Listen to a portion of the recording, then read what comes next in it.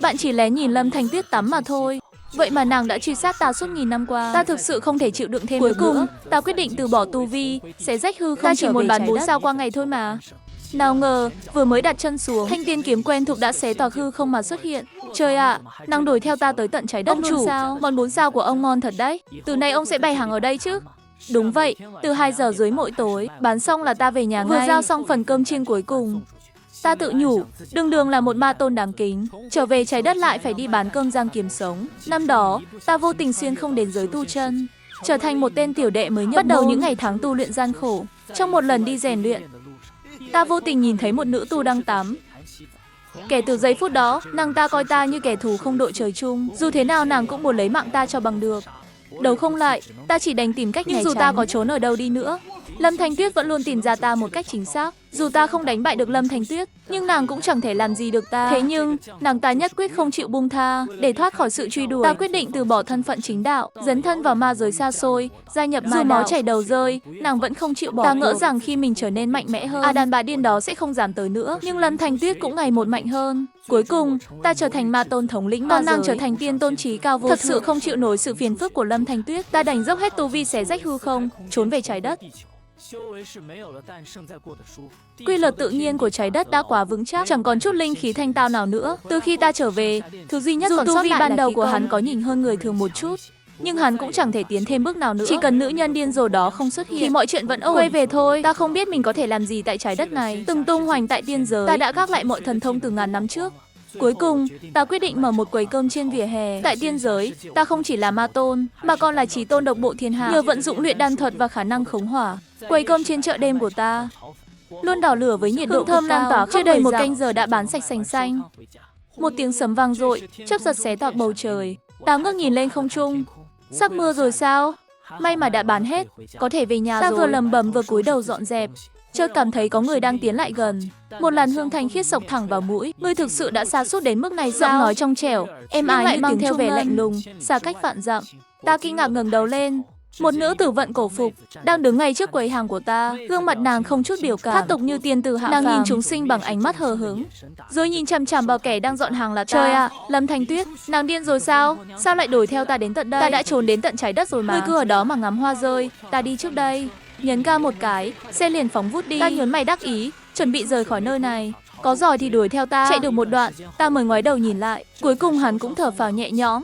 Tại sao ta phải sợ hắn chứ? Ta bực bội, tự nhủ với lòng mình, nếu ta đã mất sạch tu vi, chắc chắn hắn có gì mà phải sợ chứ. Lần tới gặp lại, ta sẽ nói thẳng vào mặt hắn. Ly hôn xong, ta trở về nơi ở của mình. Đó là căn nhà cũ ở khu phố cổ mà phụ mẫu để lại cho ta. Giờ phụ mẫu đã về quê vui thú điền viên. Họ còn thâu thêm mấy cái ao cá nữa. Họ bảo không khí ở quê trong lành, không muốn ở lại trốn thị. Ta thì chẳng muốn làm nông. Ta đành phải bày sạp hàng giữa phố để kiếm sống. Vừa đỗ xe xong thì trời đổ mưa tầm tã, sấm chớp đùng đùng, mưa như chút nước. Khu chung cư cũ nát này làm gì có chỉ có thể lết bộ lên từng bậc cầu thang. Về đến nhà, ta lấy ngay chai nước ngọt trong tủ lạnh ra giải sầu. Nước mưa mờ ảo bám đầy trên cửa kính, nhìn những hạt mưa bay loạn xạ ngoài kia. Thi thoảng, những tia lôi điện lại xé toạc bầu trời.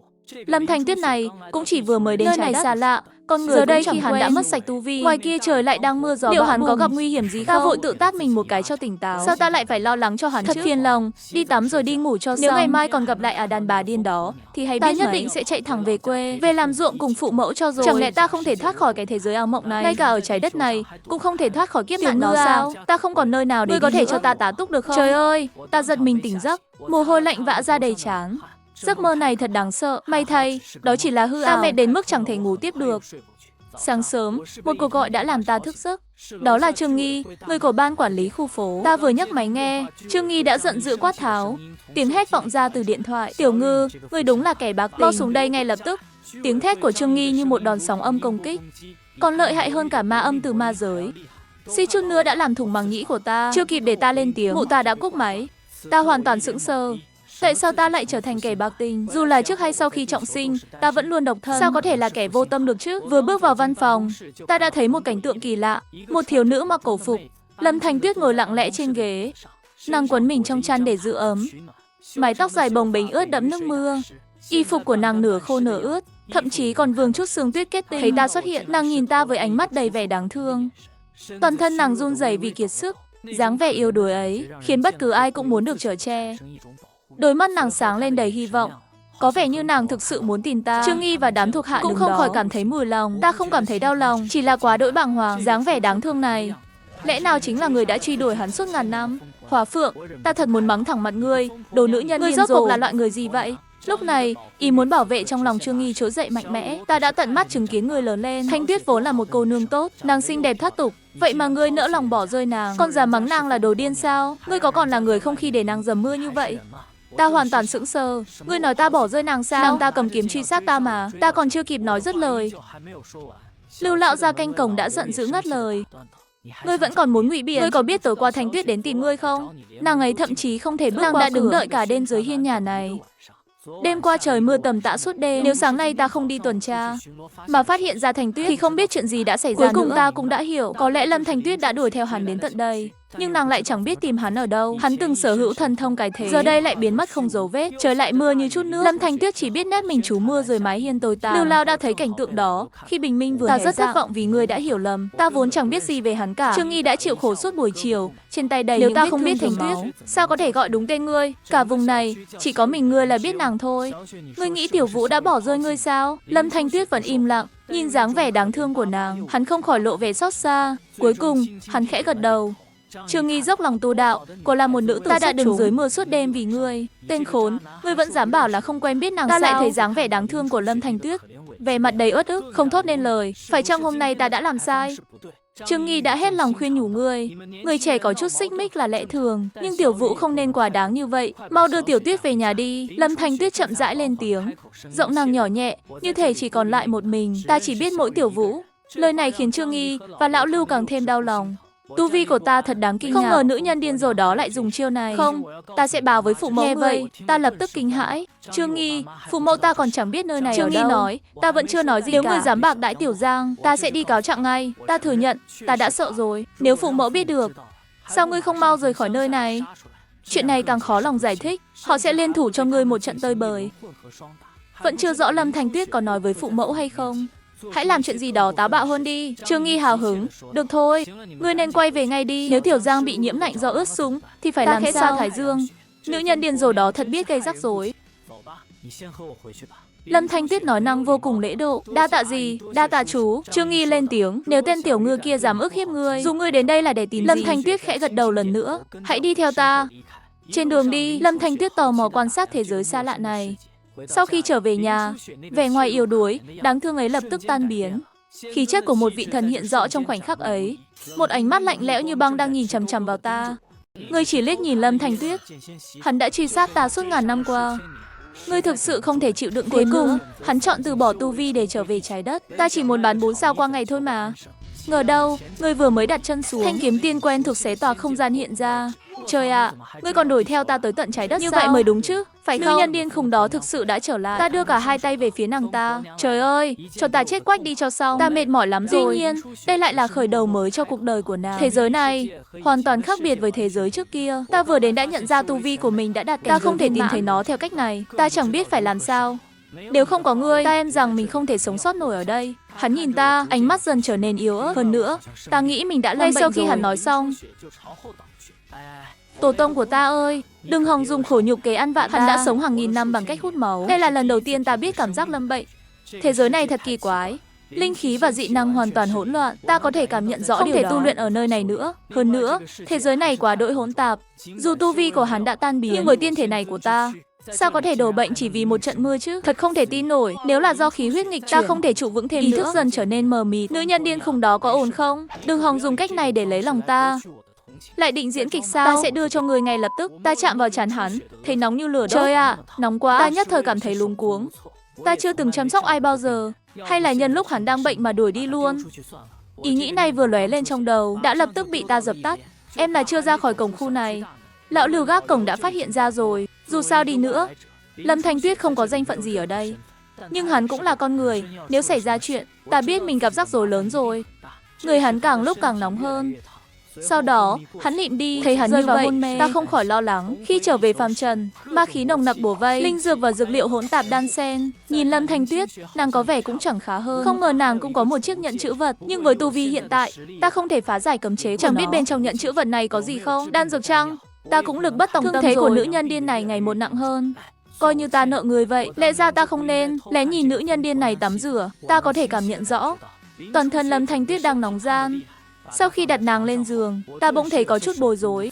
Y phục của nàng đã ướt sũng rồi. Cứ đà này, tình hình sẽ càng tệ hơn thôi. Ham Yên Mơ Lâm cũng chẳng phải ta. Lâm Thanh Tuyết giờ đã hôn mê, dường như nàng cảm nhận được ý đồ của ta. Nàng yếu ớt nắm chặt lấy thắt lưng, nhưng phản kháng cũng vô dụng thôi. Đích thân tông chủ Hợp Hoan Phái đang giúp tiên tử cởi đồ đây. Ngoan ngoãn chút đi, rồi ta sẽ đắp chắn cho. Dáng vẻ này còn kích thích hơn cả lúc ta lén xem người khác tắm.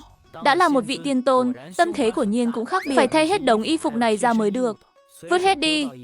Dẫu có mặc cổ phục chạy ngoài phố, thế giới này cũng chẳng đổi thay. Chẳng ai thấy điều đó là kỳ lạ cả. Bởi vậy, Trương Nghi và đám người kia cũng chẳng hỏi lai lịch của Lâm Thanh Tuyết. Giờ phải làm sao đây? Liệu có thể dùng thuốc cảm của phàm nhân chắc là được thôi. Xem ra tiên tử cũng bị nhiễm lạnh và phát sốt rồi. Ngươi phải uống thuốc thôi. Tìm thấy thuốc hạ sốt rồi, và cả vài loại thuốc cảm thông thường nữa. Trước tiên, phải giúp nàng hạ sốt đã. Sau khi kiểm tra sơ bộ thương thế đầy máu của nàng, ta cam đoan sau khi uống thuốc, người sẽ ổn thôi. Nhưng ma lực của ta xem ra không thể trực tiếp dùng để cứu người. Vẫn còn sốt cao, ta gãi đầu bối rối, đành lấy điện thoại ra tra cứu cách xử lý khi bị sốt. Cuối cùng, ta chọn lấy một cách khả quan nhất. Hạ sốt vật lý, dùng nước ấm lau người. Có lẽ do thuốc đã phát huy tác dụng, lại thêm phương pháp hạ sốt vật lý này, thân nhiệt cuối cùng cũng giảm bớt. Lâm Thanh Tuyết dần dần phục hồi ý thức. Nàng nhận ra ta đang đứng ngay bên cạnh, dường như lúc nãy còn làm gì cơ thể ta nữa không? Ánh mắt hắn khẽ liếc qua, ta gắt lên, yêu nữ, ngươi tỉnh rồi sao? Mất máu quá nhiều nên lại ngất đi. Một lúc sau, nàng đã thấy thoải mái hơn, cơn đau cũng dần biến mất. Nàng nhanh chóng chìm vào giấc ngủ. Ta thấy thân nhiệt nàng không còn cao như trước. Lúc này ta mới thở phào nhẹ nhõm. Được ma tôn ta đích thân chăm sóc. Ngươi nên thấy nữ nhân điên rồ này là người đầu tiên đấy. Ta khẽ lau mồ hôi trên trán. Tình cờ mở điện thoại lên xem thử. Trong nhóm chat của cư dân đã có hơn 99 tin nhắn chưa đọc. Một linh cảm bất an chợt dâng trào. Ta mở nhóm chat ra xem, thông báo ghim ngay đầu trang hiện ra. Trương Nghi đã gắn thẻ tất cả mọi người. Hình ảnh của Trương Nghi hiện lên. Trương Nghi A-303 nửa cuộc đời. Triệu Huệ Anh đã dẫn bạn gái Tiểu Vũ tới rồi. Ta không thể đọc tiếp những lời này được nữa. Bức ảnh đó là do Trương Nghi chụp. Hắn đã chụp lén Lâm Thanh Tuyết. Ngươi đoán đúng rồi đó. Kẻ tung tin đó đã bị vạch trần rồi. Đó chính là mẫu thân ta. Sau khi Trương Nghi gửi ảnh của Lâm Thanh Tuyết vào, cả nhóm lập tức dậy sóng, bàn tán xôn xao. Lâm Thanh Tuyết của thực quá đỗi xinh đẹp. Ngoài Trương Nghi ra, hắn còn thêm mắm dặm muối về chuyện xảy ra hôm nay. Ta lập tức trở thành kẻ bị ghét bỏ nhất trong nhóm. Ta kiểm tra lại danh sách của gọi nhỡ. Tất cả đều là từ phụ mẫu ta gọi. Còn có cả tin nhắn từ mẫu thân Triệu Huệ Anh. Cốt cách thanh cao, không chút bụi trần. Chúng ta vốn là người vùng thôn quê, có thể cảm nhận rõ sự phấn khích của mẫu thân. Tiên nữ hạ phàm, sao có thể không cảm giác như gió xuân tràn về, khiến ta chỉ muốn rời đi. Nữ nhân điên rồ đó thật biết cách gây rắc rối. Lần này, ta thực sự kiệt sức rồi. Ta ngồi thẫn thờ trên ghế, chẳng buồn đáp lại tin nhắn. Ta không dám quay đầu nhìn lại. Đêm qua ta đã gặp hai cơn ác mộng liên tiếp. Vừa hướng đông đã bị đánh thức bởi tiếng ồn ào, rồi lại đụng độ nữ nhân điên rồ Lâm Thanh Tuyết. Tâm trí ta rối bời. Ta thiếp đi trên ghế từ lúc nào không hay. Khả năng thích nghi của Lâm Thanh Tuyết với thế giới này của thực rất nhanh. Dù đang suy yếu, đó vẫn là tiên thể của một vị tiên tôn. Chỉ là khi xuyên không qua các giới diện, tiên thể của nàng đã bị tổn thương nghiêm trọng. Tại nơi này, nàng vẫn phải chịu của quy luật thiên địa. Nếu không, nàng đã chẳng thể. Thế nhưng Lâm Thanh Tuyết vẫn còn giữ được một chút tiên khí. Khoảng nửa canh giờ sau, Lâm Thanh Tuyết sau khi hạ sốt, hắn thổ huyết rồi dần tỉnh lại, vẻ mặt đầy hoang mang. Hắn nhận ra ta đã làm gì đó với mình. Ta cảm giác như có thứ gì đó đang chạm vào mình. Trên người hắn không một mảnh vải, khiến hắn tức đến hộc máu. Hổ thẹn xen lẫn phẫn nộ, lão già kia tức đến thổ huyết. Cảm giác như người đang bị bắt nạt sao? Cơn thịnh nộ đã che mờ lý trí của hắn. Hắn lấy pháp bảo từ nhẫn không gian rồi bước ra ngoài. Để ta ra ngoài xem thử. Hắn thấy Lâm Thanh Tuyết đang ngủ trên ghế. Hãy cùng thê tử của ngươi xuống hoàng tuyền đi. Ta lập tức cảm nhận được sát khí nồng nặc. Ta mở mắt ra, sững sờ trước cảnh tượng trước mắt. Sát khí vừa mở mắt, cảnh tượng trước mắt khiến chỗ vàng này chắc cũng được 1 cân. Theo giá hiện tại thì cũng hơn 1.000. 1 cân này là 500 gram. Thế là mấy năm tới không cần bán cơm trứng rồi. Mà tôn ta miễn cưỡng nhận người vậy. Ta đi lấy vàng ngay đây, dùng linh huyết hỗ trợ. Nhưng ta sẽ không giữ ngươi lại mãi đâu. Ta có thể giúp ngươi hòa nhập với thế giới này. Chờ khi ngươi quen rồi thì phải rời đi. Hôm nay ta đã giúp nàng, ân oán giữa chúng ta từ nay xóa bỏ. Nếu trong lòng ngươi vẫn thấy không cam tâm lắm thì ta chịu thiệt một chút. Nhìn lại ta thế nào cũng được. Lâm Thanh Tuyết khẽ hừ lạnh một tiếng. Đột nhiên hắn nhớ ra một chuyện khác. Lão ma, ta hỏi ngươi một chuyện. Cao nguyên Tây Hoang, có phải là ngươi không? Cuối cùng ta cũng nhớ ra rồi. Ta vừa mới chính là tại nơi gọi là cao nguyên Tây Hoang đó. Một bí cảnh xuất hiện trong giới tu tiên, ai cũng khao khát nhanh chóng lùng sục khắp các bí cảnh để tìm kiếm. Ta đương nhiên cũng tìm đến bí cảnh này. Lúc đó, Lâm Thanh Tuyết khi Lâm Thanh Tuyết chúng phải ám toán của ma đạo thánh tử. Hình như ta đã cứu nàng ta ra. Lúc đó, chúng ta vốn dĩ Lâm Thanh Tuyết đã truy sát ta nhiều năm. Nhưng khi thấy nàng bị hãm hại, chẳng lẽ tâm tình thành mẫu của ta lại đã sớm quen với sự hiện diện của nữ nhân điên này rồi. Nàng cũng chỉ có thể chết trong tay ta. Nên đưa Lâm Thanh Tuyết rời khỏi đó. Vì khi ấy Lâm Thanh Tuyết đang hôn mê bất tỉnh, nàng không rõ sự tình.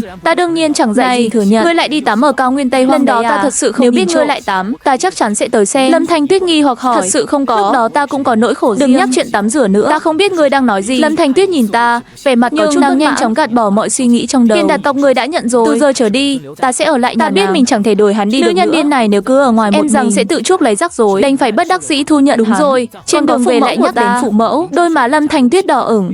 Ta biết rồi, ta nghiêm túc đáp. Nếu ngươi không muốn gây Nếu thêm không rắc muốn rối, vướng vào quá nhiều phiền hắn phức, cần nhanh chóng hòa nhập vào thế dù giới bình này. thường không hay tự xưng bản tôn, Nhưng tốt nhất là đừng gọi như thế nếu nữa. không người ta lại tưởng ngươi bị tâm thần. Hơn nữa, ở đây không thể tu Đừng mơ luyện được mộng nữa chuyện đâu. quay về Tốt nhất nữa. là hãy cứ Nếu bình thực tâm sự gây lại. chuyện bên ngoài, ta Lâm cũng Thanh không Tuyết bảo nghiêm nghiêm túc, túc, khẽ gật đầu đáp. Không về được thì thôi vậy. Dẫu miệng nói không hối hận, Nhưng khi nghĩ đến việc không trong thể mắt quay hắn vẫn về, thoáng chút cô độc. Là một chính đạo tiên tử, kiếm tiên Lâm Thanh Tuyết, thực chất nàng không có nhiều bằng hữu, nhưng mối quan hệ gọi là đạo Em là hữu còn đó không bằng tình nghĩa giữa hắn và Lâm Thanh Tiểu Tuyết Vũ. thở phào nhẹ nhõm. Ta dù chỉ có thực lực luyện khí kỳ sơ Nhưng giai, thế là đủ lũ rồi. người phàm còn con, không đáng để Nữ mắt nhân này tới. đã rơi vào tình cảnh này rồi mà vẫn còn kiêu ngạo như Khốn vậy. kiếp. Ta sẽ cho ngươi thấy thế nào là sức mạnh người phàm. Dứt lời, ta lấy Mở ra ứng một dụng chiếc máy xem tính video bảng, lên. tìm kiếm đoạn phim diễn Cái tập này quân là thứ sự. gì Lâm vậy? Thanh Tuyết nhìn thấy một tấm bảng nhỏ, Không ngờ nó lại bên có thể trong phát còn phát sáng. ra âm thanh. Ta liền giải thích. Máy tính bảng này cũng giống như lưu ảnh thạch vậy. Lâm Thanh Tuyết giống như một đứa trẻ Nàng hiểu xem một kỹ. lúc. Lại hỏi vì sao lưu ảnh thạch này không có linh khí. Thế giới dao này động. vốn không có chút linh khí nào. Bảo vật này cũng không cần đến linh Máy khí. tính bảng này chính Lâm là Thanh sản Tuyết phẩm lại của hỏi khoa học là gì? Khoa học chính là Ta cũng không biết phải giải thích thế nào cho nàng khoa học hiểu. ấy mà, đừng bận Ở tâm thế giới nhiều quá. này, Khoa học cũng được coi là giờ một cứ loại xem đạo. đi là Hiếm rõ. khi nàng lại hòa nhã với ta Cả như hai vậy. ghé sát lại, cùng nhìn ta vào đã màn phát hình hết máy các đoạn tính phim bảng một lượt. Phát xong, ta nhìn về phía Ngươi Lâm cảm Thanh thấy thế Tuyết. nào? Trước những loại vũ khí này, Lâm Thanh Tuyết khẽ nhíu mày. Rất uy lực.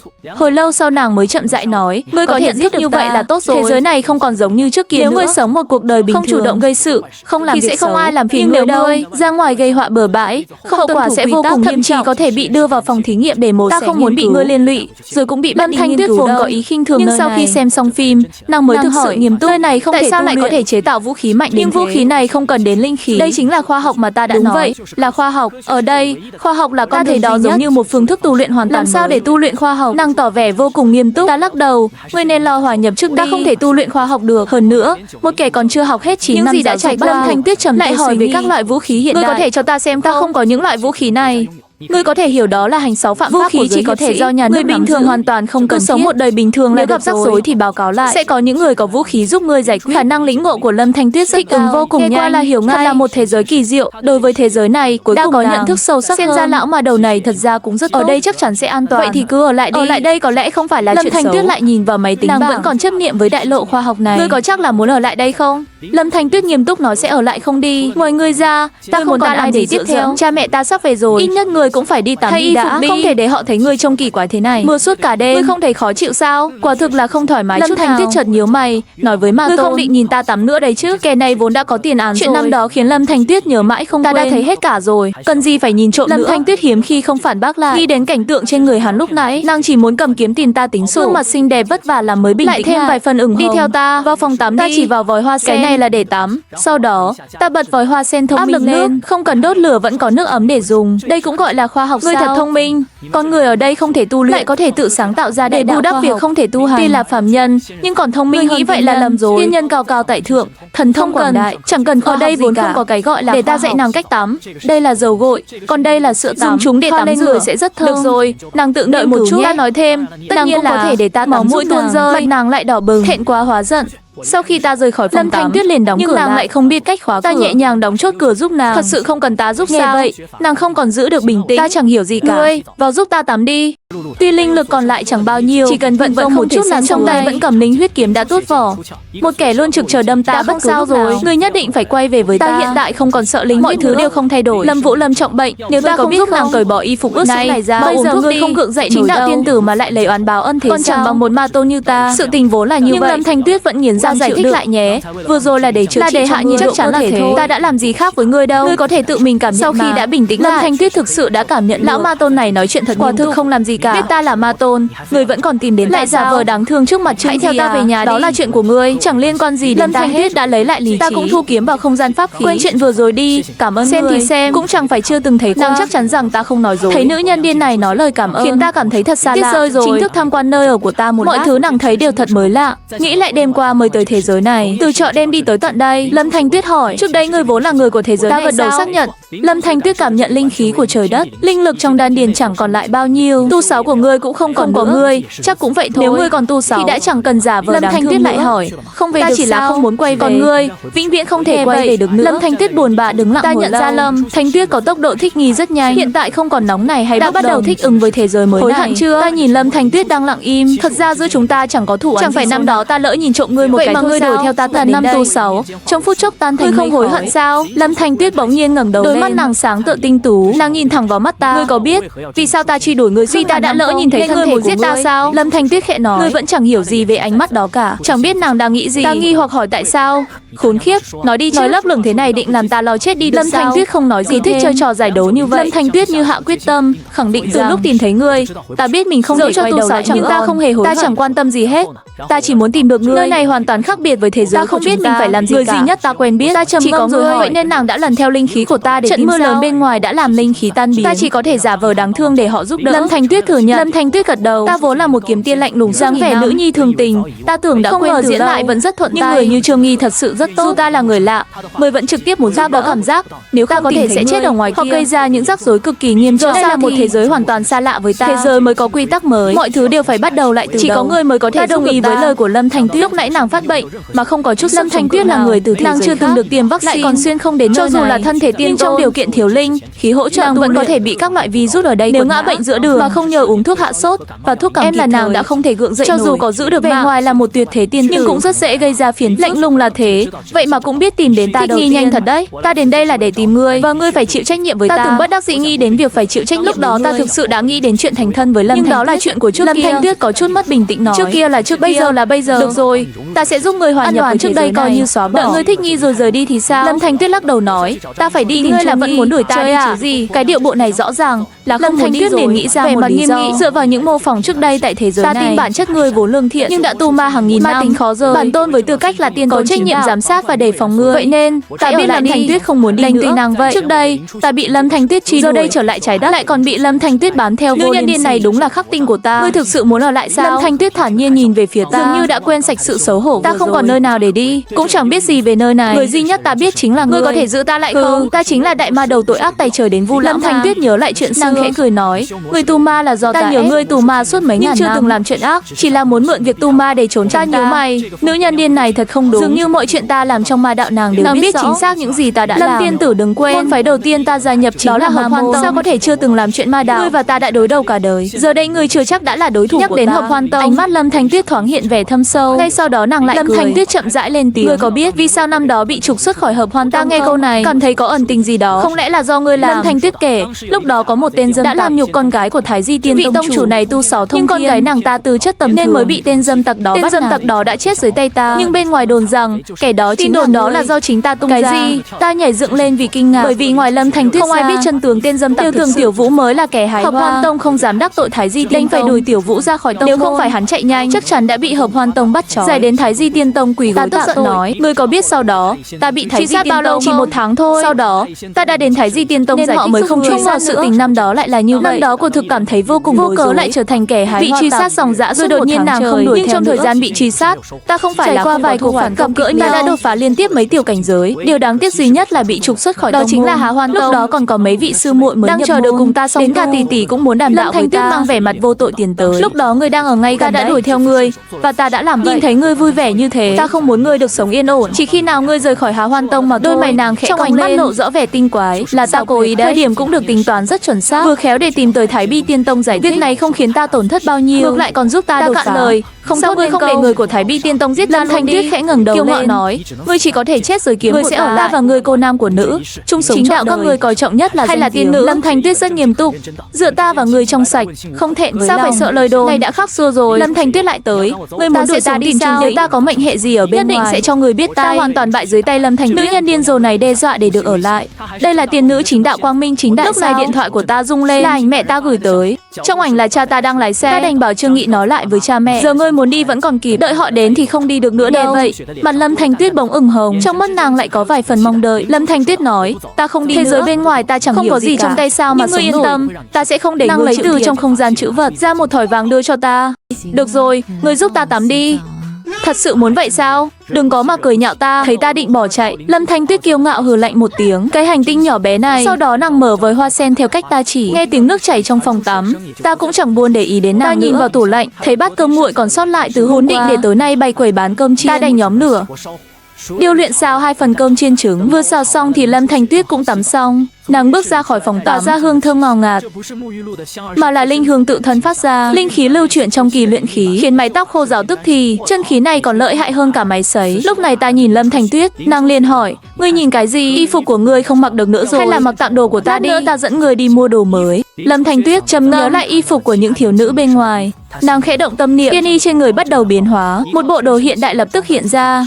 Nhìn mà ta thấy ghen tị vô cùng. Ngày ta trở về trái đất, mọi thứ đều tan thành mây khói, rơi xuống trần gian chẳng khác kẻ ăn mày. Tại sao nàng vẫn có thể giữ lại pháp bảo và linh lực? Ngay cả không gian giới trị đến giờ vẫn còn dùng được bộ tiên y này. Đúng là tiết kiệm được khối tiền mua sắm. Phải mất một lúc ta mới thích nghi được.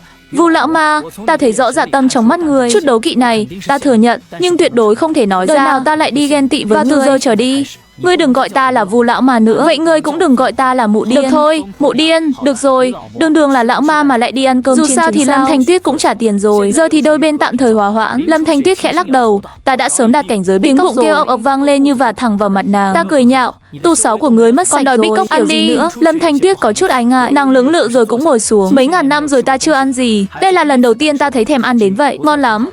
Chuyện đương nhiên, cơm chiên của ta làm sao mà không ngon cho được. Một bữa cơm chiên thật là sảng khoái. Và sau khi dung nhập, làm sao để tu luyện khoa học đại đạo? Dù máu có chảy, ta vẫn một lòng kiên trì với con đường khoa học. Lắc đầu, người dù có hòa nhiều thứ này, người cũng chẳng làm được gì. Nói rồi, ta lấy tấm thẻ căn cước ngay trước mặt Lâm Thanh Tuyết. Trong hình này là ta đúng không? Lâm Thanh Tuyết nhìn chằm chằm vào tấm thẻ, nàng lắc đầu. Cái này trông như còn hơi mập nữa. Ai mà chẳng biết, ảnh trên giấy tờ lúc nào chẳng khác xa ngoài đời. Nhưng nàng cũng đâu cần nói thẳng ra thế. Ta nghiêm túc giải thích. Đây gọi là thẻ căn cước, là thứ để chứng minh thân phận của bọn ta. Không có nó, nàng sẽ thành kẻ không lai lịch. Kẻ không lai lịch là sao? Ta trầm ngâm suy nghĩ, cuối cùng cũng tìm được một từ tương đương, chính là lưu dân đó. Nghe đến 2 chữ lưu dân, nàng cuối cùng cũng vậy. Làm sao để có được tấm thẻ này? Ta chỉ biết lắc đầu chịu thua. Ta thực sự không biết. Thẻ căn cước quả nhiên không đơn giản như ta tưởng. Lâm Thanh Tuyết khẽ hỏi: nếu người ngoài biết ta không có thẻ căn cước, hậu quả sẽ thế nào? Người phàm biết ngươi không có thì chẳng sao, nhưng nếu để cảnh sát chính phủ biết, họ chắc chắn sẽ điều tra, thậm chí là tống ngươi vào ngục tối. Ta cố ý nói nghiêm trọng để dọa Lâm Thanh Tuyết. Ngươi là kiếm tiên, hẳn là sẽ giúp kiếm chống trả. Nếu thật sự phản kháng, chính phủ sẽ dùng khoa học để trấn áp. Cuối cùng, ngươi sẽ mất tự do vĩnh viễn. Lâm Thanh Tuyết vẻ mặt căng thẳng. Nơi này quản lý nghiêm ngặt đến vậy sao? Nếu ngươi không muốn bị nhốt, không muốn bị kiểm tra căn cước, lại muốn ở lại chỗ của ta, thì phải nghe lời ta. Lâm Thanh Tuyết nhìn ta đầy nghi hoặc. Sao ta cảm thấy ngươi đang lừa ta?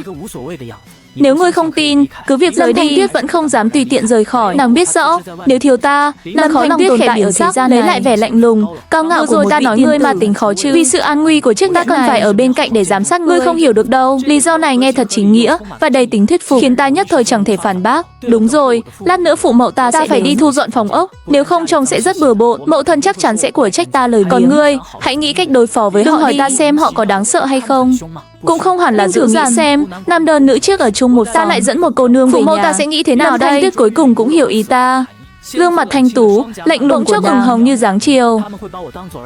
Ta thật hết cách, ai bảo ngươi lại gây ra chuyện lớn như thế. Chuyện mà Trương Nghi đã biết thì cả khu phố này cũng sẽ sớm biết. Nhưng điều ta không ngờ tới chính là Lâm Thanh Tuyết không hề thấy căng thẳng, ngược lại nàng còn có chút mong chờ, thậm chí là chút e thẹn. Ngươi xem ta nên làm gì đây? Bộ y phục này có ổn không? Có cần trang điểm thêm chút không? Để tóc xoa thế này liệu có hơn? Nàng bắt đầu lo nghĩ chuyện gặp phụ mẫu ta. Làm sao để tạo được ấn tượng tốt nhất? Ta tự hỏi vì sao ngươi lại mong chờ đến thế? Không đúng rồi, ta thấy linh huyết này càng nhìn càng thấy kỳ lạ. Linh huyết vốn dĩ là như vậy. Ta muốn hòa nhập vào thế giới này, là một người bình thường. Chẳng phải đây là những điều người phàm thường lo liệu sao? Sao thế? Câu hỏi ngược này khiến ta nhất thời không thể phản bác. Trời đã sắp về chiều, tiếng khóa cửa thông minh vang lên, giai điệu nhạc hiệu vang lên. Anh cứ thế bước vào. Cha mẹ, hai người thực sự ở đây sao? Rồi lễ phép tiến tới, đỡ lấy đồ trên tay họ. Lâm Thanh Tuyết vừa thấy cha mẹ ta liền đứng bật dậy, dáng vẻ đầy là tiên tử. Vậy mà lúc này nàng lại vô cùng ngập ngừng hồi lâu, rồi mới khẽ gọi cha, mẹ. Cho nàng có muốn tôi dạy bạn cách mặc không? Ngươi chỉ lỡ nhìn lén Lâm Thanh Tuyết tắm thôi mà. Vậy mà bị nàng truy sát suốt mấy ngàn năm, thật sự không chịu nổi. Cuối cùng ngươi chọn cách tán hết tù để trốn về trái đất. Chúng ta thực sự trong sạch mà. Triệu Huệ Anh hỏi, Tiểu Tuyết thật sự muốn ở lại sao? Đã ở lại rồi, sao có thể dễ dàng rời đi? Thật ra chỉ là nhờ vả, không phức tạp như nghĩ đâu. Các người phải tin ta. Thôi bỏ đi, chẳng phải là đang sống chung sao? Tống Quốc Vĩ vỗ vai ta. Chúng ta không phải hạng người cổ hủ đâu. Ngươi phải đối xử tốt với nàng. Nhớ chú ý an toàn. Tiểu Tuyết thật đáng thương. Triệu Huệ Anh nói. Đâu còn là trẻ con nữa, tất cả đều đã trưởng thành rồi. Ta còn đang mong sớm có cháu bồng đây. Triệu Huệ Anh chợt nhớ đến một người khác. Thế còn Vương Lộ Lộ của ngươi thì sao? Vương Lộ Lộ là nữ nào? Cái thằng danh này. Hóa ra Trương tỷ nói ngươi là kẻ bạc tình của không sai. Giờ đến cả Vương Lộ Lộ mà ngươi cũng định giả không sao? Ta thật sự không biết. Thanh mai trúc mã của ngươi, Vương Lộ Lộ đó. Từ nhỏ nàng ta đã đòi gả cho ngươi rồi. Hình như đúng là có chuyện đó. Ta mơ hồ đáp lại. Quan hệ giữa ta và nàng ta tốt. Triệu Huệ Anh bảo hai người lớn lên bên nhau. Ngươi nói xem có tốt không? Ta thì nghĩ được gì? Ta và Lâm Thành Tuyết thật sự chỉ là bằng hữu. Ánh mắt họ lộ rõ vẻ khinh miệt. Thật chẳng thể tin nổi. Triệu Huệ Anh vô cùng nghiêm túc. Ta nghĩ là cứ tiếp tục giữ liên lạc với Lộ Lộ đi. Nàng ta không xinh đẹp bằng Tiểu Tuyết. Tình nghĩa giữa hai người rất sâu đậm. Đồng thời, ngươi vẫn có thể ở bên Tiểu Tuyết, nhưng phải hành sự cẩn trọng. Không cần vội vã. Tống Quốc Vĩ ngắt lời. Ngươi định làm cái gì thế này? Định để Tiểu Vũ trở thành kẻ phụ bạc sao? Bên ngoài ngươi đâu có nói như vậy. Ông thì biết cái gì? Lời nói của Triệu Huệ Anh thể hiện rõ uy quyền trong gia đình. Triệu Huệ Anh lại nói, Tiểu Tuyết quá độ xinh đẹp. Ta chưa từng thấy nữ nhân nào tuyệt mỹ như vậy. Ta em rằng ngươi không giữ cho được Vương Lộ Lộ, coi như thêm một đường lui. Đừng để có con nối dõi lúc đừng để họ chạm mặt nhau. Ta trợn mắt. Định bắt ta tìm người thay thế sao? Đây mà là lời mẫu thân nên nói sao? Triệu Huệ Anh bỗng lộ vẻ do dự. Chỉ là Lâm Thành Tuyết thật sự rất đáng thương. Làm vậy thật là trái với đạo trời. Mà mơ nghĩ đến Lâm Thành Tuyết, trong lòng lại dâng lên nỗi bất an.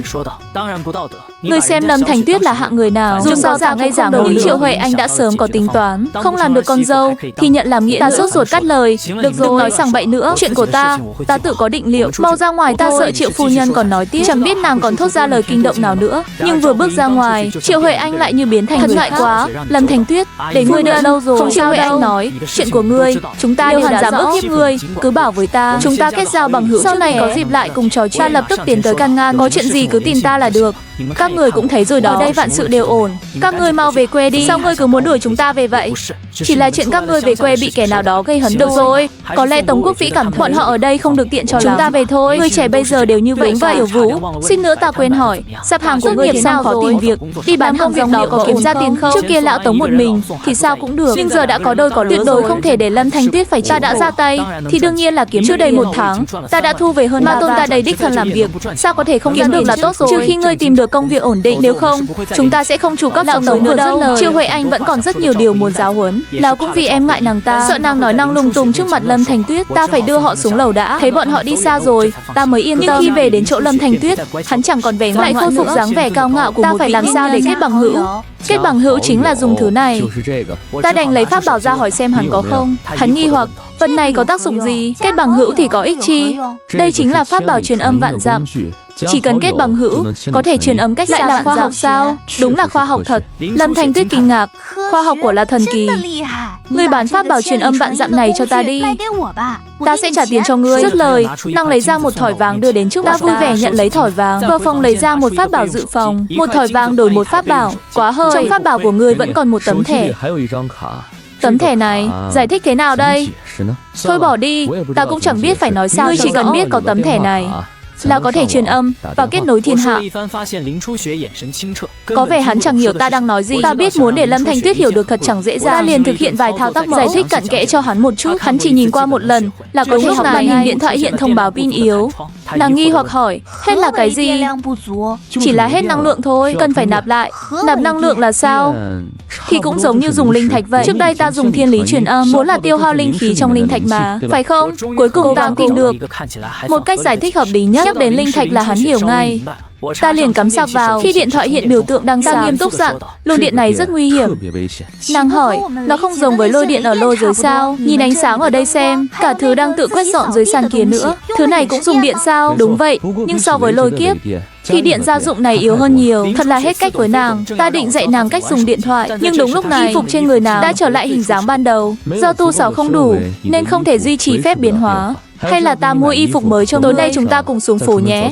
Thấy Lâm Thành Tuyết có chút thẫn thờ, hắn định trêu chọc thêm vài câu, nhưng đột nhiên sắc mặt hắn thay đổi. Linh lực đã tiêu hao thì không thể phục hồi, bởi thế giới này hoàn toàn không thể tu luyện, không có linh khí thiên địa, làm sao bổ sung? Lâm Thành Tuyết nghe giải thích xong, liền cảm nhận linh khí xung quanh. Nàng buồn bã nhận ra khi linh lực cạn kiệt, nàng cũng sẽ trở thành người phàm. Đừng lãng phí linh lực còn lại nữa, chỉ nên dùng để mở pháp khí không gian. Như vậy tiêu hao sẽ không đáng kể. Linh Tuyết cúi đầu, khẽ đáp lời. Nàng không lo lắng sao? Ta có gì phải lo lắng, cha vốn thuộc về thế giới này mà. Lâm Thành Tuyết khẽ gật đầu. Nàng mượn quần áo của ta. Ta giúp Tiểu Tuyết cũng chỉ vì số vàng kia. Lần này tìm kiếm khá lâu mới tìm được một chiếc quần bò và áo phông trắng. Cho ngươi, có cần ta dạy cách mặc không? Đồ đệ. Lâm Thanh Tuyết hừ lạnh một tiếng, liền quay về. Khoảng 10 phút sau, Lâm Thanh Tuyết cuối cùng cũng bước ra, rất vừa vặn.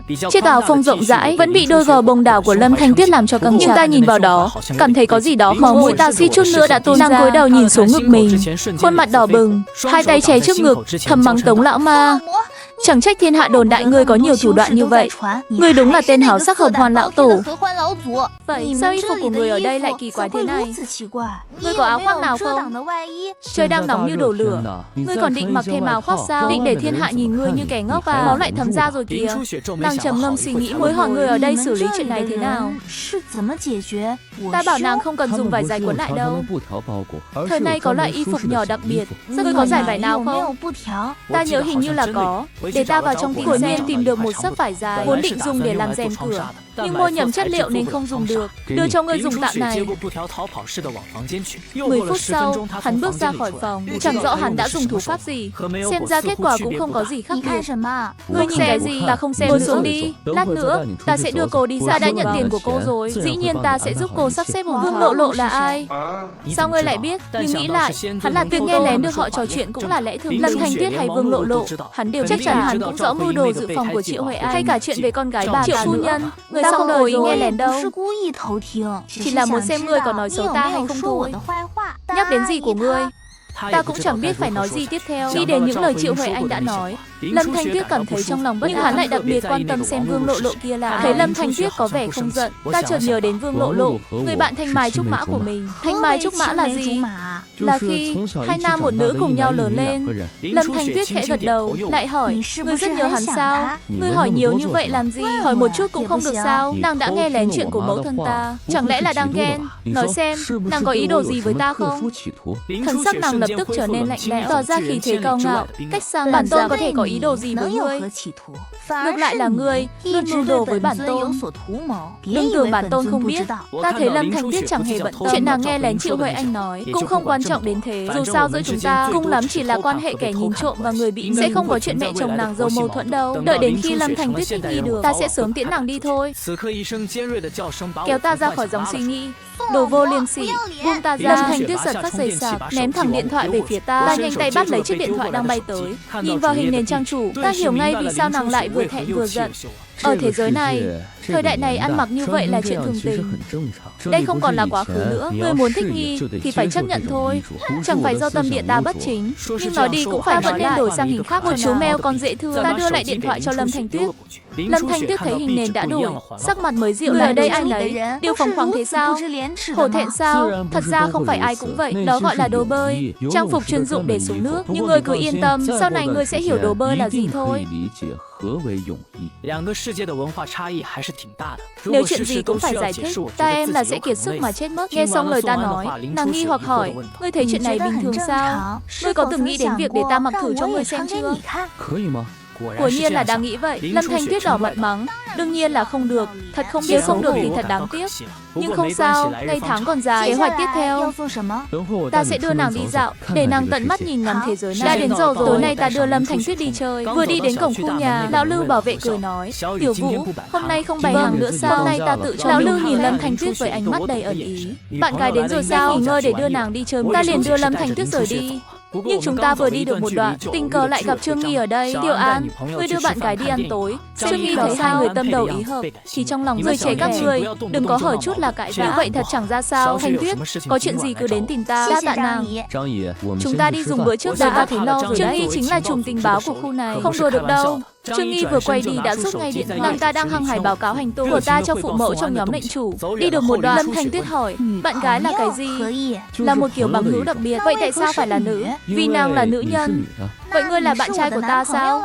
Phải, vì ta là nam nhân. Nhưng danh xưng này chỉ dành cho hai người có quan hệ cực kỳ thân thiết. Kẻ lạ mặt tuyệt đối không được dùng bừa bãi. Lâm Thanh Tuyết chợt đại ngộ. Dẫu là vậy, nhưng Lâm Thanh Tuyết luôn cảm thấy có điều gì đó không ổn. Nhưng rốt cuộc là không ổn ở đâu? Nàng lại chẳng bước nhanh hơn. Lâm Thanh Tuyết chỉ đành lặng lặng bám rơi ra phố thị sở. Nơi này khác hẳn với khu chợ đêm. Lâm Thanh Tuyết vốn chỉ quen thuộc với khu nhà cũ và khu chợ đêm, còn những người khác đối với nàng đều vô cùng xa lạ. Đêm qua ta, khi ta lần đầu gặp ngươi đang làm cái gì vậy? Ta muốn nói đến việc ta bày bán công trên sao. Tất nhiên là ta đang kiếm tiền rồi. Có người mua đồ, ta mới có tiền để trang trải. Ở thế giới này của chúng ta, không có tiền thì khó lòng bước tiếp. Nhưng muốn kiếm tiền, cũng phải đi đúng chính đạo. Ta đến đây có làm lỡ việc kiếm tiền của ngươi không? Không hề, ngươi đã đưa vàng cho ta rồi mà.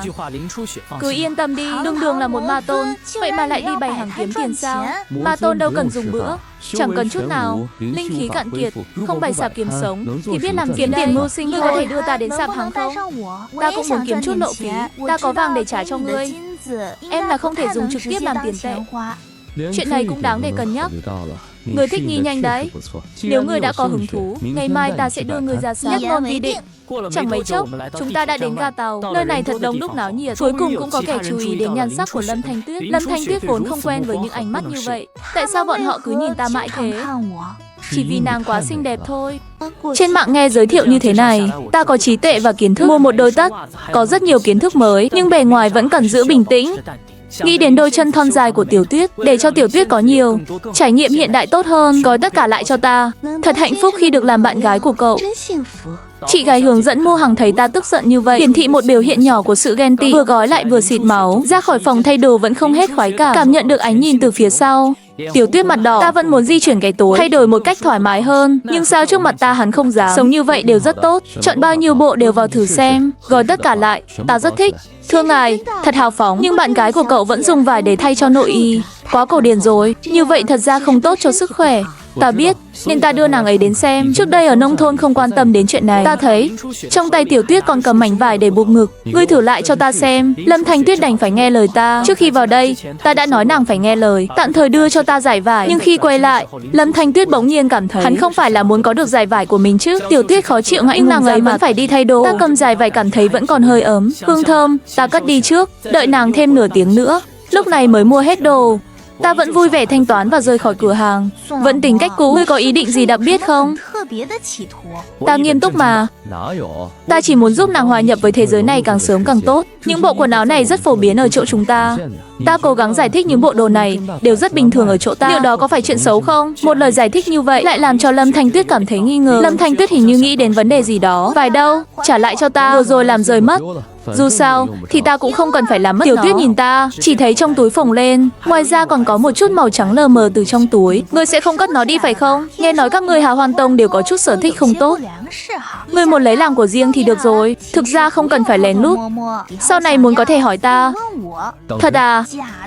Không phải ngươi nói là bị mất sao? Thế thứ trong túi ngươi là gì? Nhưng Tiểu Tuyết cũng không có ý định đòi lại giải vải, cứ coi như thưởng cho hắn. Giờ ngươi muốn đưa ta đi đâu? Còn muốn đi đâu nữa? Hay muốn biết gì nữa? Nghe vậy, Lâm Thanh Tuyết hơi trầm tư, nhìn lên bên cạnh.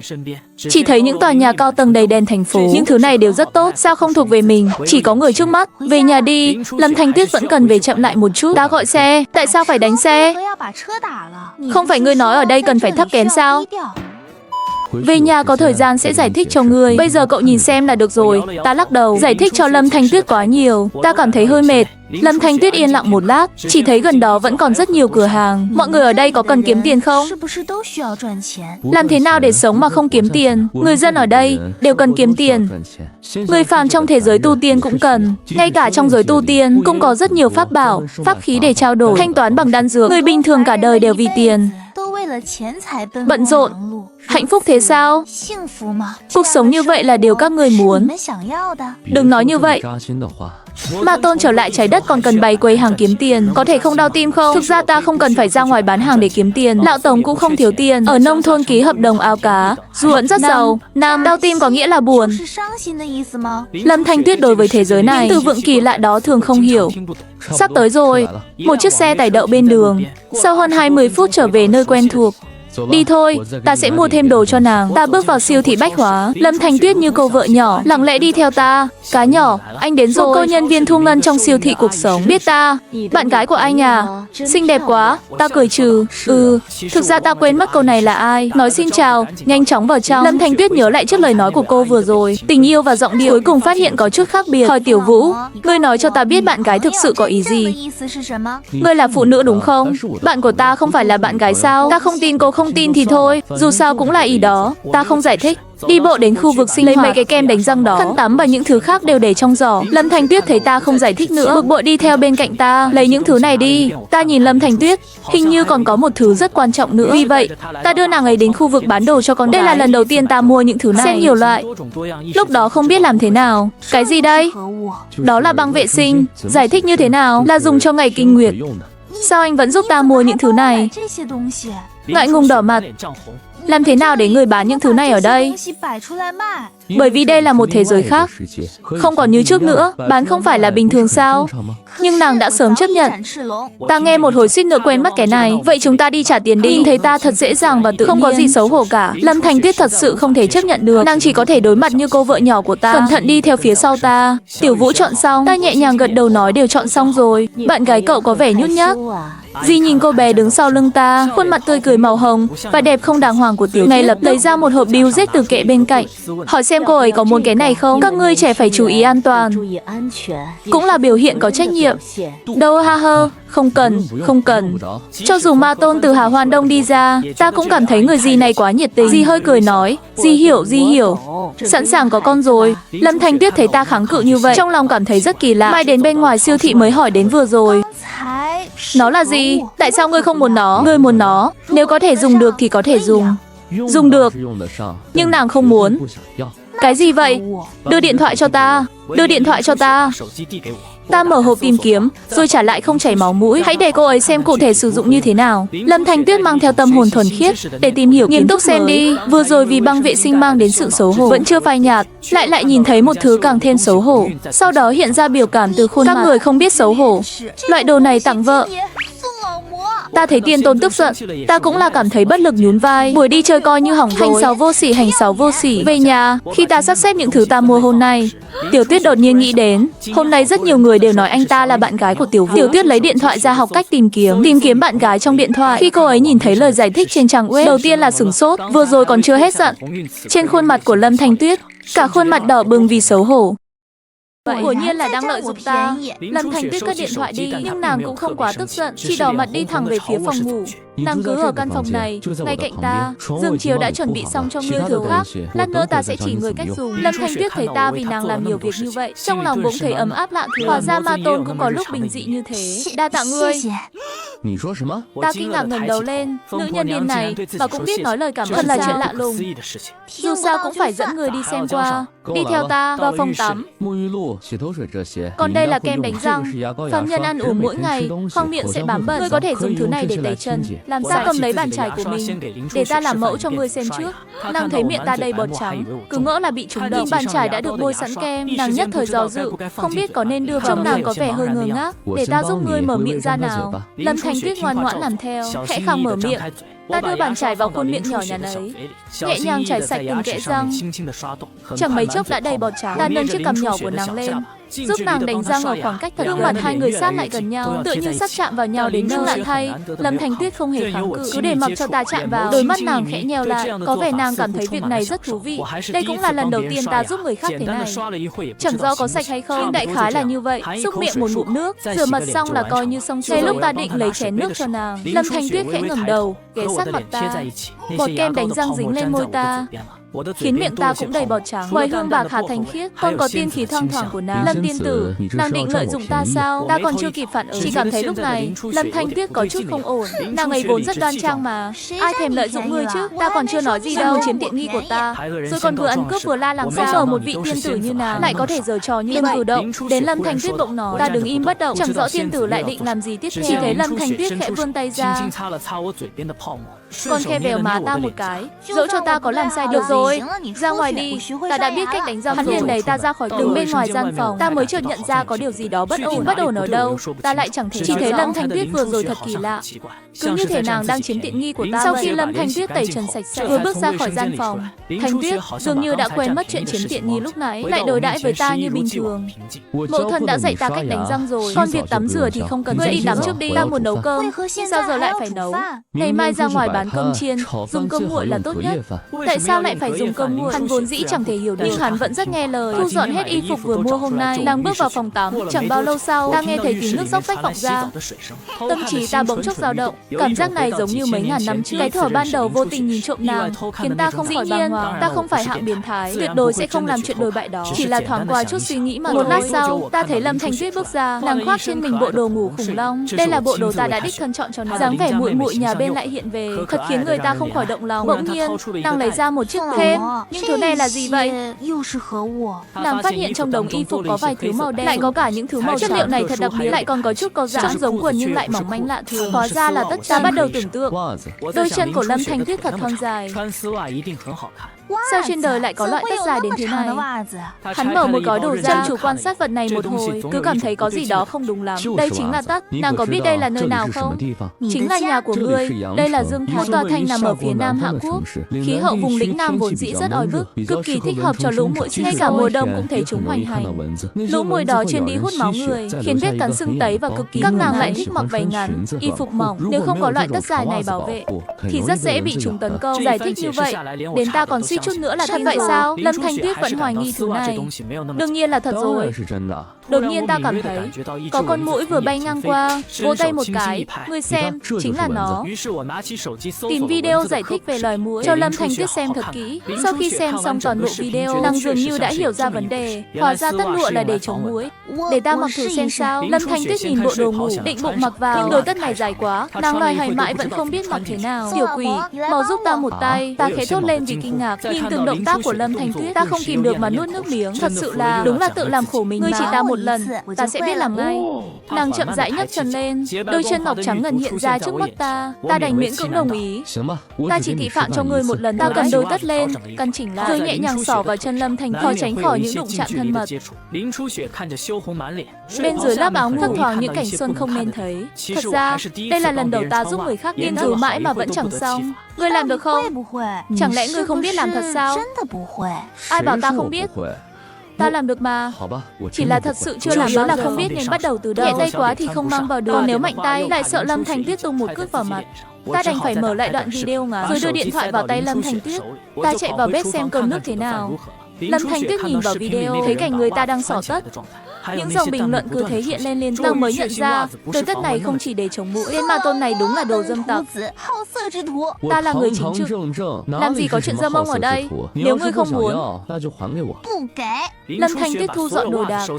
Nàng trốn biệt trong phòng, giấu kỹ trong tủ, không cho Tống lão ma đầu này thật quá quát. Ta chuẩn bị thiện thực xong cũng đi tắm rửa. Hôm nay bị dày vò cả ngày, mệt mỏi dã rời. Tắm gội xong, cuối cùng cũng được thư thái. Phải đó, đừng mải mê lướt linh ảnh quá nhiều. Cận thị sẽ phải đeo kính. Cận thị đeo kính là thế nào? Hắn dần dần đắm chìm vào linh ảnh, bởi lẽ trong đó có thể học được vô vàn điều. Đến cả tiên tử cũng khó lòng thoát khỏi sự cám dỗ này. Cận thị là hậu quả của việc lạm dụng linh vật này. Ngươi có thể tự mình kiểm chứng. Pháp bảo thế gian, lợi hại luôn song hành. Chẳng lẽ linh vật này không có ích sao? Không phải là không có ích, mà là phải biết tiết chế. Ví như, chính đạo tu luyện cũng cần phải điều độ, đúng chứ? Nếu cưỡng cầu tu luyện, sẽ rất dễ dẫn đến tàu hỏa nhập ma. Nàng nghiêm túc gật đầu. Ta hiểu rồi, vạn vật vận hành đều có quy luật và giới hạn riêng của nó. Vượt quá giới hạn ắt sẽ phản tác. Đại loại là như vậy. Trời chẳng còn sớm, mau đi, ngày mai ta sẽ đưa người đi dạo. Ta về phòng đây. Học được cả cách tắt đèn rồi sao? Tắt đèn phòng khách rồi về phòng thôi. Về phòng ngủ một giấc nào. Thời gian thấm thoát thoi đưa, chẳng mấy chốc đã đến đêm khuya. Ta chợt nhận ra có thứ gì đó đang áp sát ngoài cửa. Một luồng sáng, khí tức quen thuộc từ ngoài cửa tràn vào. Dù đang vô cùng mệt mỏi, theo bản năng, ta vẫn bật dậy. Ngay khoảnh khắc đó, cánh cửa không khóa đột ngột bị đẩy tung. Tống lão ma đến đền tội. Lâm Thanh Tuyết cầm kiếm xông vào, khoác trên mình bộ đồ ngủ khủng long, nhưng sát khí lúc này chẳng còn chút gì là đáng yêu nữa. Ta lập tức sững sờ, tại sao Lâm tiên tử này lại khác hoàn toàn với lúc nãy? Nàng không phải là kẻ điên. Ta quan sát kỹ, nhận ra trên người Lâm Thanh Tuyết có một luồng ma tính mờ nhạt. Ngươi là tâm ma của hắn tại thế giới này. Ma tính vẫn còn tồn tại sao? Ma vật. Ta chính là tâm ma của hắn, và ngươi chính là tâm chướng của hắn. Tâm ma của hắn hình thành vì ngươi. Chỉ cần giết chết kẻ như ngươi, ta có thể thay thế hắn mà tồn tại. Hắn vung kiếm, muốn một kiếm kết liễu ta. Nhưng dù tâm ma có vung kiếm thế nào, cũng không thấy kiếm khí phát ra. Quy tắc thiên địa nơi này quá vững chắc, linh lực gần như đã cạn kiệt. Nghiệt xúc, hóa ra ngươi không biết Lâm tiên tử đã làm gì sao? Ta đầy hứng thú nhìn vào tâm ma trước mắt.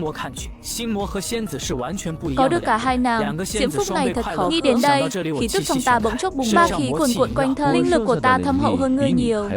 Để ta xem, ngươi định giết ta bằng cách nào? Thân pháp hư ảo, không chút vết thương. Cảm nhận uy lực của bản thân, cuối cùng ta cũng đã ngộ ra, hóa ra là thế. Đây chính là kết giới áp chế đến mức cực hạn. Ban đầu có chút kinh hãi, nhưng ngay sau đó, trên cổ tay hắn, một món pháp bảo hiện ra. Cái gì thế này? Lâm Thanh Tuyết cầm linh thạch trên tay, hấp thụ linh khí để khôi phục tu vi đã tổn hao. Linh của này giống như pháp khí không gian của tâm ma. Nàng ấy đương nhiên có thể tùy ý sử dụng. Trong hệ thống có vô số linh thạch, thượng phẩm, trung phẩm hay hạ phẩm đều đủ cả. Muốn bổ sung lúc nào cũng được. Suýt nữa thì quên mất còn có thứ này. Tiết liên hoa, pháp khí không gian đều có thể lưu giữ. Lấy được linh thạch ra cũng là chuyện thường. Tiên nhân ở tu tiên giới đó, pháp khí không gian của ai mà chẳng chứa đầy bảo vật. Ngay cả linh thực cũng không thiếu. Nhưng đáng tiếc, đồ của ta đã bị hủy sạch rồi. Khốn kiếp, Lâm Thanh Tuyết này thật quá xảo quyệt. Rõ ràng trong tay vẫn còn linh thạch, nhưng lại giả vờ như đã cạn kiệt. Đến cả linh lực đã hao tổn cũng không thèm khôi phục. Định giả vờ đáng thương để ta thu nhận nàng ấy sao? Nếu không phải tối nay, tâm ma không nhịn được mà lộ diện. Ta thật sự không biết Lâm Thanh Tuyết còn giấu bài tẩy này. Tâm ma trong hình hài Lâm Thanh Tuyết tiếp tục hấp thụ linh thạch. Ta đương nhiên không thể để nàng ấy toạn nguyện. Ma khí toàn thân bộc phát, lao đến cướp lấy linh thạch. Bản tôn sớm đã biết ngươi sẽ làm vậy. Nàng ấy vung kiếm, kiếm khí tung hoành chém xuống. Cứ ngờ ta sẽ bị một kiếm chém làm hai đoạn. Nhưng ngay sau đó, thân ảnh bị chém chúng tan biến vào hư không, hóa thành tro bụi. Thế sao? Chân thân của ta xuất hiện ngay sau lưng Lâm Thanh Tuyết, chộp lấy linh thạch rồi dùng lực. Linh cổ lập tức nát vụn thành bột mịn. Nó còn chưa kịp phản ứng đâu. Chút tài bọn này hết rồi sao? Để ngươi nếm mùi lợi hại của ma tô. Ta nắm lấy tay Lâm Thanh Tuyết, đoạt lấy kiếm của nàng. Nàng vẫn chưa kịp hồi phục, liền bị ta đè xuống giường. Đồ nghiệt xúc, chỉ với phân nửa sức mạnh của nữ nhân điên này mà cũng đòi lấy mạng ta sao? Thật không biết lượng sức. Tâm ma này chẳng qua chỉ là khởi động thôi. Ta xử lý dễ như trở bàn tay. Làn xương đen trong mắt nàng dần tan biến, ánh mắt trở nên thanh tỉnh. Nàng bàng hoàng khi thấy ta đang đè mình trên giường. Nàng sững sờ trong giây lát. Ngươi đang làm gì ta thế này? Hừ, ánh mắt Lâm Thanh Tuyết đã trong trẻo lại rồi, không còn bị tâm ma khống chế nữa. Mau buông ta ra. Lâm Thanh Tuyết lập tức tung một cước về phía ta. Ta đã sớm đề phòng nên dễ dàng né được. Thấy Lâm Thanh Tuyết định ra tay tiếp, ta vội vàng lên tiếng ngăn lại. Nhìn cho kỹ đi, đây là phòng của ai? Lâm Thanh Tuyết lần này đã khác, không còn bốc đồng như lần trước. Nàng vẫn giữ được lý trí. Nàng nhìn quanh căn phòng, đúng là nàng đang ở trong phòng mình. Đây chắc chắn không phải phòng của hắn. Vừa rồi đã xảy ra chuyện gì? Ngươi không nhớ gì sao? Ngươi có biết mình bị tâm ma ám không? Nhắc đến tâm ma, sắc mặt Lâm Thanh Tuyết lập tức đại biến. Ý ngươi là tâm ma của ta vừa thoát ra sao? Lâm Thanh Tuyết bắt đầu cảm thấy bất an. Lại theo ta đến tận thế giới này. Lâm Thanh Tuyết dường như rất sợ tâm ma. Sự hoảng loạn và bất an hiện rõ trên khuôn mặt nàng. Xem ra ngươi thực sự đã quên mất tâm ma. Nàng ấy nói, tất cả là do ta chính là tâm ma của ngươi. Không thể ngờ một tiên tôn chính đạo lại có tâm cảnh bất ổn như vậy. Ngay, tiên tôn, ngươi không còn thanh sạch, không phải lỗi của ngươi. Nếu không có ngươi, ta sao có thể sinh ra tâm ma? Nhưng giờ ta đã ở đây rồi. Tâm trí không nên bị dao động khi xuyên không qua các thế giới. Trước nay ta luôn trấn áp được nó. Đây là lần đầu sau 2000 năm nó vượt khỏi tầm kiểm soát. Ngươi định làm gì đây? Lâm Thanh Tuyết ngẩng cao đầu, cả mắt trấn áp hắn. Tuyệt đối không để nàng ấy thoát ra lần thứ hai. Thân xác này, ta mới là chủ nhân. Trong chớp mắt, khí chất tiên tôn và đầy tự tin. Nhưng sâu trong đôi mắt ấy, chỉ còn lại có thể khống chế được ta sao? Có thể thấy, lũ ma quỷ kia chẳng phải đối thủ của ngươi. Nếu có ngày bản tôn thực sự bị tâm ma khống chế, ngươi hãy vung kiếm giết chết ta. Tuyệt đối đừng nương tay. Giọng nói của nàng ấy lạnh thấu xương, chẳng chút cảm xúc. Ở thời đại này giết người là phạm pháp, nhưng nhìn tiên tôn đọa vào ma đạo, xem ra cũng thú vị đấy. Sự sa ngã của một tiên tôn, Lâm Thanh Tuyết vô cùng tức giận. Cái con bé này Đùa chút thôi mà. Chắc do người nhất thời sơ suất, để tâm ma thoát ra ngoài thôi. Sau này chú ý một chút là được. Với bản lĩnh của bậc tiên phong, không thể nào mà thành không thể mất kiểm soát được. Không đúng. Lâm Thanh Tuyết khẽ gật đầu. Phong thái của tiên tôn dần khôi phục. Đột nhiên nàng ấy nhớ ra một chuyện. Ta nhìn Lâm Thanh Tuyết, lạnh giọng, ngươi không thành thật chút nào. Sao lại nói thế? Ngươi rõ ràng đang giấu một đống đồ ăn vặt kia mà. Vậy mà lại bảo với ta là đã tiêu hao quá nhiều, không thể khôi phục. Đến cả Tâm tướng quân cũng nói vậy. Lâm Thanh Tuyết khẽ trợn tròn mắt. Không ngờ chuyện này cũng bị bại lộ. Tên đáng chết này. Ngay tức khắc nàng ấy đỏ mặt vì bị bắt cóc. Hai tay khẽ ôm lấy góc chăn, trông thật đáng yêu. Ngươi quan tâm ta sao? Nàng ấy liền tìm cách thoái thác. Lâm tiên tử thật xảo quyệt. Ta khẽ lắc đầu. Nàng tiên xảo quyệt này, còn bao nhiêu bộ mặt mà ta chưa biết đây. Đúng là lòng dạ nữ nhân, thật khó đoán. Bị quấy rầy như vậy, ta cũng chẳng còn tâm trí để ngủ, chỉ biết nằm trên giường nhìn lên trần nhà. Nhưng đêm nay cũng không hẳn là vô ích. Nhờ số linh thạch kia, ta đã khôi phục hoàn toàn linh lực đã mất. Ma tôn ta lập tức tràn đầy sinh lực. Thực ra, tác dụng cũng chẳng đáng. Nếu không có chân thân cũ, thì cũng chỉ mạnh hơn người thường một chút. Liệu có thể dùng tu 6 hiện tại để làm chút chuyện gì đó không? Nghĩ đến thôi cũng đủ khiến ta mê muội. Chìm vào giấc ngủ, Lâm Thanh Tuyết lảo đảo trở về phòng, mở ra không gian trữ vật, lấy ra một bình sứ nhỏ, bên trong chứa đầy đan dược. Nàng liền uống một lúc này vạn vật mới ổn định, không thể lập tức bế quan. Nàng nhìn về phía căn phòng, tự nhủ với vẻ bất đắc dĩ, ngươi đúng là cứu tinh của ta. Không biết từ bao giờ, sự tồn tại này đã trở thành chỗ dựa. May mà trong lòng Lâm Thanh Tuyết thầm nghĩ, tạm thời vẫn có thể kiểm soát được bản thân. Cho dù tâm ma có xuất hiện, thực lực của nó cũng chưa đủ mạnh. Đến ngày ta mất kiểm soát, Tống lão ma chắc năng ấy sẽ một chiều kết liễu ta. Lâm Thanh Tuyết lại tự hỏi, Tống lão ma thật sự sẽ giết ta sao? Nàng suy nghĩ mông lung, trong lòng vô cùng rối loạn. Chẳng mấy chốc trời đã sáng. Từ khi tâm ma xuất hiện, ta đã thức trắng đêm cho đến bình minh. Khi ánh nắng ban mai chiếu rọi, nàng cảm thấy vô cùng mệt mỏi, cảm giác thật khó chịu. Sự kiệt quệ này bủa vây lấy tâm trí. Từ đêm mưa cho đến sáng nay, Lâm Thanh Tuyết hầu như chưa được nghỉ ngơi. Tối qua cũng chẳng thể chợp mắt, đã 2 đêm liên tiếp rồi. Làm sao có thể không buồn ngủ? Lâm Thanh Tuyết vận chuyển linh lực còn sót lại một vòng. Để xua tan sự mệt mỏi, nàng đẩy cửa bước ra, thấy ta đang vệ sinh cá nhân bên trong. Đi thôi. Bọt kem cứ thế tràn ra ngoài. Chỉ là kem đánh răng thôi mà. Nàng cầm bàn chải nghiên cứu hồi lâu, định bắt chước theo. Đánh răng chính là để làm sạch răng. Tiên tử vốn dĩ phải thanh khiết, sạch sẽ. Nhưng nàng loay hoay mãi một lúc lâu, vẫn chẳng biết phải làm thế nào cho đúng. Đành phải đưa bàn chải về phía ta. Ý ngươi là sao? Giúp ta với. Trong lòng ta thầm cự tuyệt. Đêm qua nàng còn suýt lấy mạng ta cơ mà. Nhưng ai bảo Lâm Thanh Tuyết lại xinh đẹp đến thế. Cậu giúp ta nghe như đang làm đúng vậy. Ta vội vàng xúc miệng cho sạch bọt, nâng cầm nàng lên, bảo nàng mở miệng, rồi cẩn thận giúp nàng đánh răng. Ta chỉ giúp ngươi lần này thôi đấy. Chuyện đánh răng này, việc đơn giản thế này mà cũng không xong. Chắc là chưa thích nghi được với nơi này. Tối nay ngươi phải tự mình làm lấy. Thực ra cũng chẳng có gì khó, chỉ cần chải sạch một lượt là được. Ta một tay nâng mặt Lâm Thanh Tuyết, tay kia tỉ mẩn đánh răng cho nàng. Trong lòng thầm nghĩ ngợi, Lâm Thanh Tuyết, nghe ta nói này, cảm nhận được sự dịu dàng của ta. Đôi mắt nàng cong cong, nở một nụ cười rạng rỡ. Nàng có vẻ rất hưởng thụ. Làm sao nàng biết ta đang cười thầm chứ? Đợi đến khi đánh xong, Lâm Thanh Tuyết bỗng gọi, chờ đã. Nàng quệt một ít bọt lên đầu ngón tay, rồi nhẹ nhàng bôi lên mặt ta. Nàng nghĩ thế này là vui lắm sao? Ta nhất thời cạn lời. Năm đó tiên giới bất chấp tất cả, truy sát tiên tử của ta, hôm nay lại mắng ta như vậy. Không ngờ tiên tử cao lãnh lại có mặt này. Nhẹ nhàng bóp lấy gương mặt của Lâm Thanh Tuyết. Việc còn lại, người tự lo đi. Lâm Thanh Tuyết khẽ gật đầu. Chờ đến khi mọi chuyện kết thúc, hơi khó nói, ngươi có thể ra ngoài không? Có chuyện gì sao? Lâm Thanh Tuyết đưa tay ra, chỉ vào phòng vệ sinh bên cạnh. Chỗ của ta chỉ có nhà vệ sinh ngồi xuống thôi, chỉ có phòng ngủ chính mới có bồn cầu. Lâm Thanh Tuyết nói, muốn đi vệ sinh mà cũng thấy xấu hổ sao? Dù sao nàng cũng là một tiên tử, ta đâu có biến thái đến mức đó. Tiên tử thì cũng là người thôi mà. Ta ra ngoài đóng cửa đây, rồi vào bếp chuẩn bị bữa sáng. Sống chung với tiên tử thật là tuyệt. Nếu nàng không phải kẻ thù của ta thì tốt biết mấy. Mà dù là cựu thù, hình như cũng chẳng sao. Nhưng từ khi lạc đến thế giới này, nàng lại ổn định hơn ta tưởng. Đêm đó ở chợ đêm, khi thấy Lâm Thanh Tuyết, ta vẫn luôn lo lắng, lo rằng nàng sẽ không tiếp tục truy đuổi ta nữa. Giờ thì hay rồi, ngoài tâm ma ra, Lâm Thanh Tuyết không còn muốn giết ta nữa. Tâm ma, ta đang nghĩ cách để loại bỏ nó. Nhưng tại sao ta phải loại bỏ chứ? Hạnh phúc nhân đôi chẳng phải tốt hơn sao? Tiên tử có 2 nhân cách. Nếu có thể nắm giữ được nút thắt đó, có thể tùy ý chuyển đổi giữa bản thể và tâm ma, chẳng phải sẽ thú vị hơn sao? Suy nghĩ của mình ngày càng biến thái rồi. Nghĩ đến đó, ta bất giác nở nụ cười gian tà. Ngươi đang cười cái gì thế? Điệu cười thật khó nghe.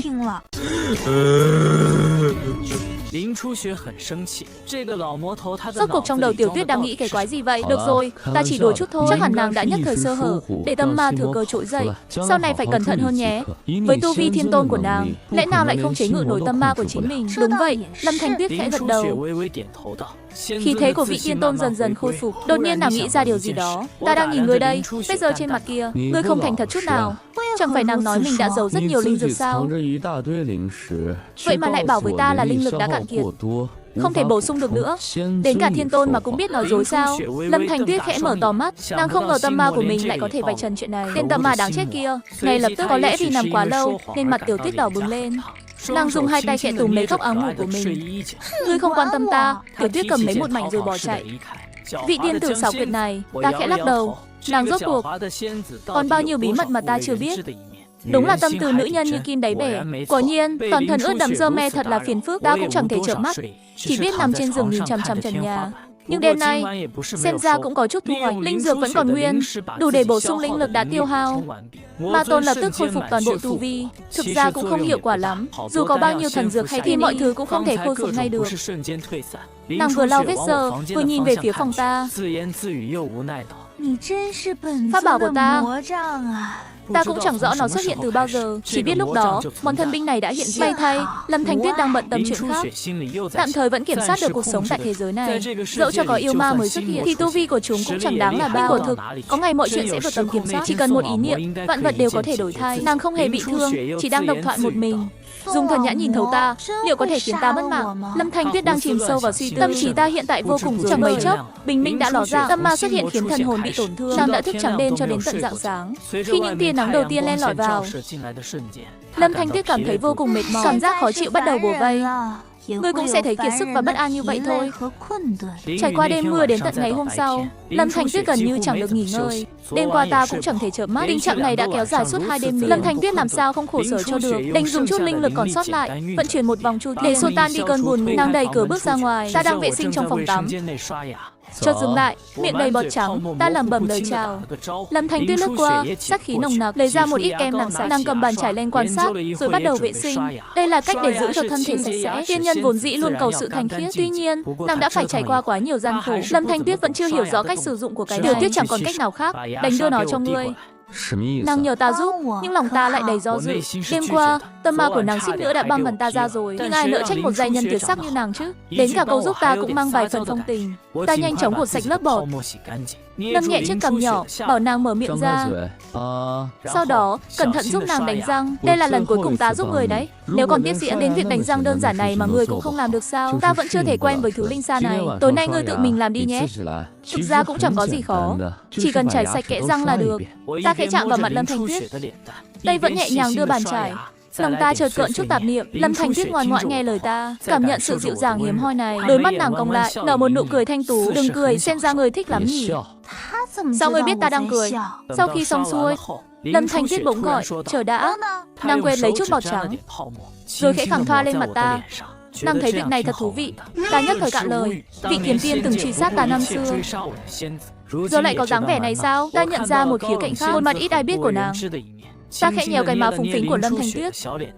Phần còn lại ngươi tự làm đi. Lâm Thanh Tuyết khẽ gật đầu. Mọi chuyện vừa xong, nàng có đau không? Có bị thương không? Có chuyện gì vậy? Lâm Thanh Tuyết đưa bàn tay thon dài ra. Nơi này chỉ có duy nhất một nhà vệ sinh ngồi xổm, thật sự không hợp với ta. Chỉ có phòng tắm cạnh phòng ngủ chính là có bồn cầu bệt. Khí huyết nghịch chuyển thế này, có lẽ nàng cần đi vệ sinh. Ta cảm thấy hơi ngượng ngùng. Dẫu sao, nàng cũng là một vị tiên nữ. Chuyện này cũng không có gì là bất thường. Dù là tiên nữ thì cũng là người. Ta nên tránh mặt rồi đóng cửa lại. Sau đó, ta vào bếp chuẩn bị bữa sáng. Sống chung với một tiên nữ thật sự rất tuyệt. Nếu nàng không phải là kẻ thù của ta thì mọi chuyện đã tốt đẹp hơn rồi. Dù là kẻ thù không đội trời chung, nhưng giờ đây dường như chẳng còn quan trọng. Lâm Thanh Tuyết đã đến thế giới này, nàng thích nghi nhanh hơn ta tưởng. Tối hôm đó, ta lại gặp Lâm Thanh Tuyết ở chợ đêm. Trong lòng ta vẫn còn chút lo âu. Ta lo nàng sẽ tiếp tục truy sát ta không buông. Giờ mới nhận ra, ngoài việc bị ma tâm phản phệ, nàng đã không còn ý định tự sát nữa. Ta đang nghĩ cách để trừ khử tâm ma trong nàng. Nhưng tại sao phải trừ khử chứ? Hạnh phúc nhân đâu chẳng phải tốt hơn sao? Tiên nữ mà có hai mặt tính cách, nếu có thể nắm giữ được nút tắt chuyển đổi đó, thì có thể kết nối tâm hồn và thể xác, tự ý chuyển đổi qua lại, chẳng phải thú vị hơn sao? Ta thừa nhận, suy nghĩ của mình ngày càng trở nên quái đản. Nghĩ đến đó, ta bất giác nở một nụ cười tà mị. Ngươi đang cười cái gì thế? Điệu cười đó thật đáng sợ. Ha ha ha. Ha ha, ngươi cười cái gì mà cười? Cười khó nghe chết đi được, có gì đáng cười đâu chứ. Ngươi mau đi thay y phục đi, lát nữa chúng ta sẽ dùng bữa sáng. Lâm Thanh Tuyết khẽ lắc đầu, ta không muốn ăn. Dẫu sao, ăn xong thì phải đi vệ sinh. Chuyện đó thật không hợp với khí chất tiên tử của nàng. Nhưng nàng vừa dứt lời thì Cái bụng đã bắt đầu biểu tình vì đói. Giờ ngươi chỉ là phàm nhân, sao lại không ăn được chứ? Mau dùng chút gì đi, nếu nào mà ngất vì đói, Trương Nghi sẽ đến đòi nợ ta mất. Được rồi, ta thay y phục xong rồi đây. Lâm Thanh Tuyết trầm ngâm nhớ lại chuyện đêm ta tuyệt đối không để tâm ma trỗi dậy thêm lần nào nữa. Ta khẽ liếc nhìn Lâm Thanh Tuyết, nhận ra mắt nàng đã thâm quầng. Đêm qua nàng mất ngủ vì vướng bận chuyện thế gian sao? Nếu thấy mệt mỏi thì đừng nghĩ ngợi nhiều nữa. Ngươi xem, ta cũng là ma mà. Ta vẫn ổn đấy thôi. Lâm Thanh Tuyết bắt đầu ăn mì, phong thái đã khác xưa. Ta cũng ngạc nhiên với tay nghề của chính mình. Mọi thứ đều mang hương vị thật đặc biệt, còn ngon hơn cả bữa tiệc tối qua. Ngươi có dự tính gì cho tương lai không? Ta sẽ ở bên cạnh mà tôn ngươi, chờ ta thích nghi. Lưu lạc nhân gian, ta chẳng còn ai thân thích ngoài ngươi. Ta sẽ luôn đồng hành cùng ngươi. Hãy cùng nhau tận hưởng sự yên bình này, coi như để tâm hồn được thanh thản. Chúng ta có thể làm bằng hữu. Hơn nữa, chỉ có ngươi mới trấn áp được tâm ma trong ta. Nếu không ở gần chàng, ta sợ ma tính trỗi dậy sẽ làm hại kẻ vô tội. Nghe có vẻ là một lý do rất chính đáng. Và lại, ma tính của em quả thực khó trừ tận gốc. Chàng có nghĩa vụ phải giám sát em. Vẫn là cái cớ tổn thương tâm trí đó sao? Tiểu Vũ nghiêm túc nói, em thì ta đã muốn ở lại, thì đừng trách ta không khách khí. Ta muốn truyền thụ tâm pháp đó, dùng phương pháp viết xác. Họ đã lục lọi hết bảo vật trong dương. Từ giờ, tất cả chỗ này là của ta. Chỉ nghĩ đến thôi đã thấy phấn khích rồi. Em muốn đi dạo không? Nếu muốn thì mau đi rửa bát trước đi. Sai khiến tiên nhân rửa bát đúng là một thành tựu mà. Nàng muốn tự tay rửa bát cũng là lẽ thường. Ta vội cầm lấy bát đũa rồi chạy vào bếp. Cách rửa bát này, để ta dạy em. Từ giờ trở đi, ta muốn làm một người. Những việc này sớm muộn cũng phải trải qua. Rửa lại bằng nước ấm, dùng thêm chút nước tẩy rửa. Ta trực tiếp dùng tay cọ rửa. Đôi tay tiên tử này lại chạm vào khói lửa nhân gian, thật mềm mại, cảm giác vô cùng dễ chịu. Ta không ngại dạy nàng từng bước một. Ta đã đánh giá thấp cảm giác này rồi. Cảm giác thật sự rất tuyệt. Đạo tâm của ta kiên định như thế, phải chạm thêm lúc nữa mới được. Chỉ cần xả nước rửa sạch là xong. Ta rất hưởng thụ sự tương tác đời thường này. Không ngờ ta lại thấy ấm áp với kẻ thù không đội trời chung. Ta nghĩ mình sắp phát điên rồi, chuẩn bị ra ngoài thôi. Linh khí lại bạo động sao? Có cần tìm y sư không? Đến chợ nông sản nào để ta đưa em khám phá một góc khác của thế giới này. Tối nay ta vẫn sẽ ra bày hàng. Đi chợ là việc không thể bỏ qua mỗi ngày. Đã đến khu vực đỗ xe của khu dân cư, ta cũng có một chiếc xe điện 2 bánh. Linh khí dao động, đây là lần đầu nàng ngồi loại xe này. Ngồi cho vững nhé, ta khẽ nói. Chiếc xe tăng tốc đưa chúng ta rời đi. Lâm Thanh Tuyết ngồi phía sau ta, vừa khởi hành, nàng đã túm chặt lấy gấu áo ta. Ta nhanh chóng lái xe ra đường lớn. Lâm Thanh Tuyết ngồi trên xe, vẫn tò mò quan sát xung quanh. Xã hội hiện đại này, ngày và đêm vốn dĩ rất khác biệt. Một chiếc xe bất ngờ lao ra từ góc khuất. Tên đi xe ô tô thậm chí chẳng thèm liếc nhìn chiếc xe của ta lấy một. Ta vừa phải phanh gấp để tránh va chạm, vậy mà người trong xe còn quay lại buông lời nhục mạ. Lâm Thanh Tuyết theo quán tính lao về phía trước. Ta phải cố giữ khoảng cách an toàn. Nàng khẽ vòng tay ôm lấy eo ta, cảm giác mềm mại áp sát sau lưng khiến ta xao động.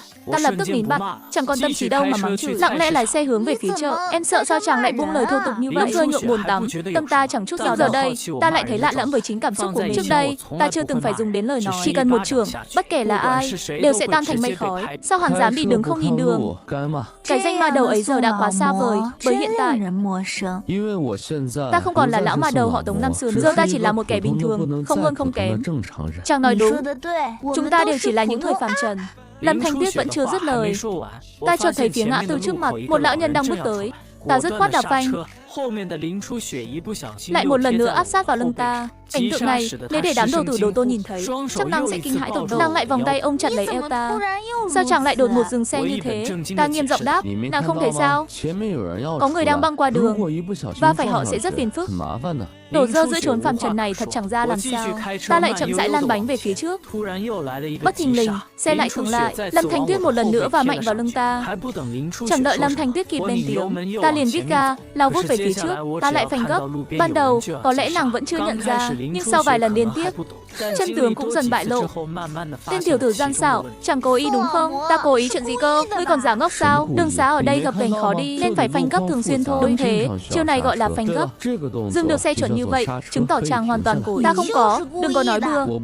Dứt lời, ta lại đạp phanh một nhát thật mạnh. Lần này, Lâm Thanh Tuyết đã dùng linh lực để giữ vững thân hình. Nàng ngồi vững như bàn thạch, mặc cho xe dừng đột ngột. Đột nhiên, ta thấy trò phanh gấp này chẳng còn thú vị nữa. Đành ngoan ngoãn lái xe đến chợ rau. Lâm Thanh Tuyết thấy ta không chiếm được chút tiện nghi nào, khóe miệng nàng khẽ nhếch lên đắc ý. Vừa bước chân vào chợ, một vị thầm thầm bán rau quen thuộc đã niềm nở chào đón ta. Vẫn như mọi khi chứ tiểu tử. Được rồi, ta đã chuẩn bị sẵn cho ngươi rồi đây. Mà này, đây là bạn gái của ngươi sao? Chỉ là bạn bình thường thôi ạ. Thầm thầm mấy đời nào mà tin. Bạn bè gì mà lại đi chợ cùng nhau thế này? Nàng ấy quả thực quá xinh đẹp. Thầm không có gì nhiều, tặng 2 đứa ít trứng gà làm quà này. Ta nhất thời cạn lời. Bình thường gặp mặt ai lại tặng trứng gà chứ? Nhưng vì Lâm Thanh Tuyết quá đội thoát tục, đến cả Thầm Thầm bán rau cũng muốn tặng quà gặp mặt ngay lập tức. Thầm Thầm hào phóng quá rồi, ta đành nhận lấy tấm lòng của bà ấy.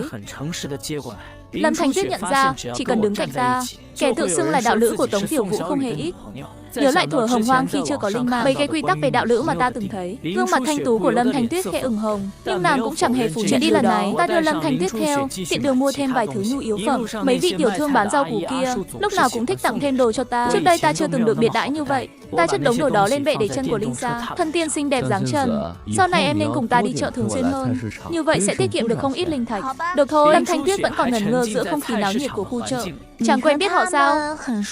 Lúc đầu vốn chẳng hề quen biết, nhưng lâu dần, tự khắc sẽ thành thân quen. Lão quái vật này lại giở trò nữa rồi. Ma vương và tiên nhân giờ đang ở chốn nào? Ta và em cũng chỉ là phàm nhân giữa thế gian này thôi. Một phàm nhân đúng nghĩa.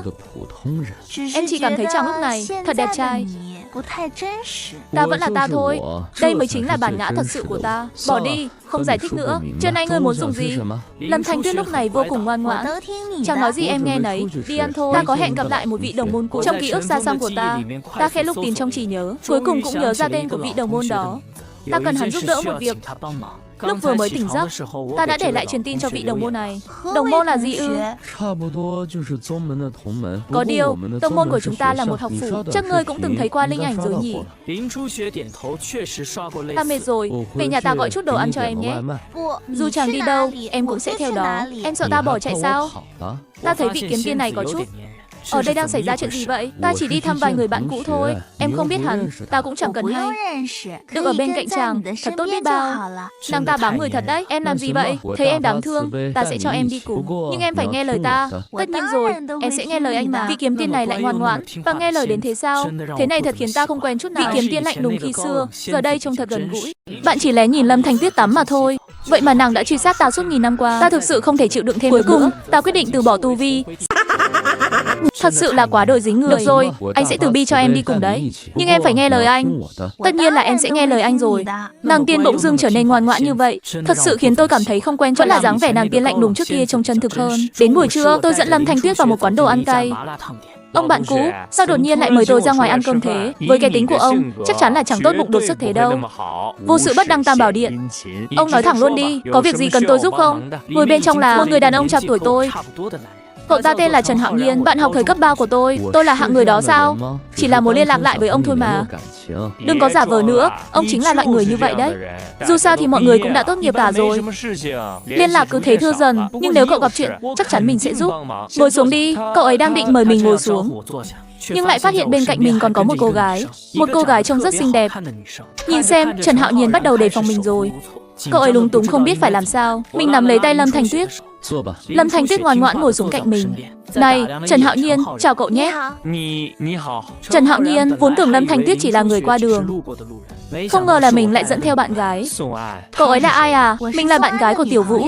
Vẫn chưa hiểu ý mình nói, Lâm Thanh Tuyết chủ động lên tiếng. Cái gì? Nếu là bạn gái thì... Trần Hạo Nhiên ghen tị đến mức phát ghét. Sợ anh em chịu khổ, lại càng sợ anh em sống quá sướng. Tâm lý cậu ấy bị mất cân bằng trầm trọng. Ý cậu là bạn là phải nữ thôi đúng không?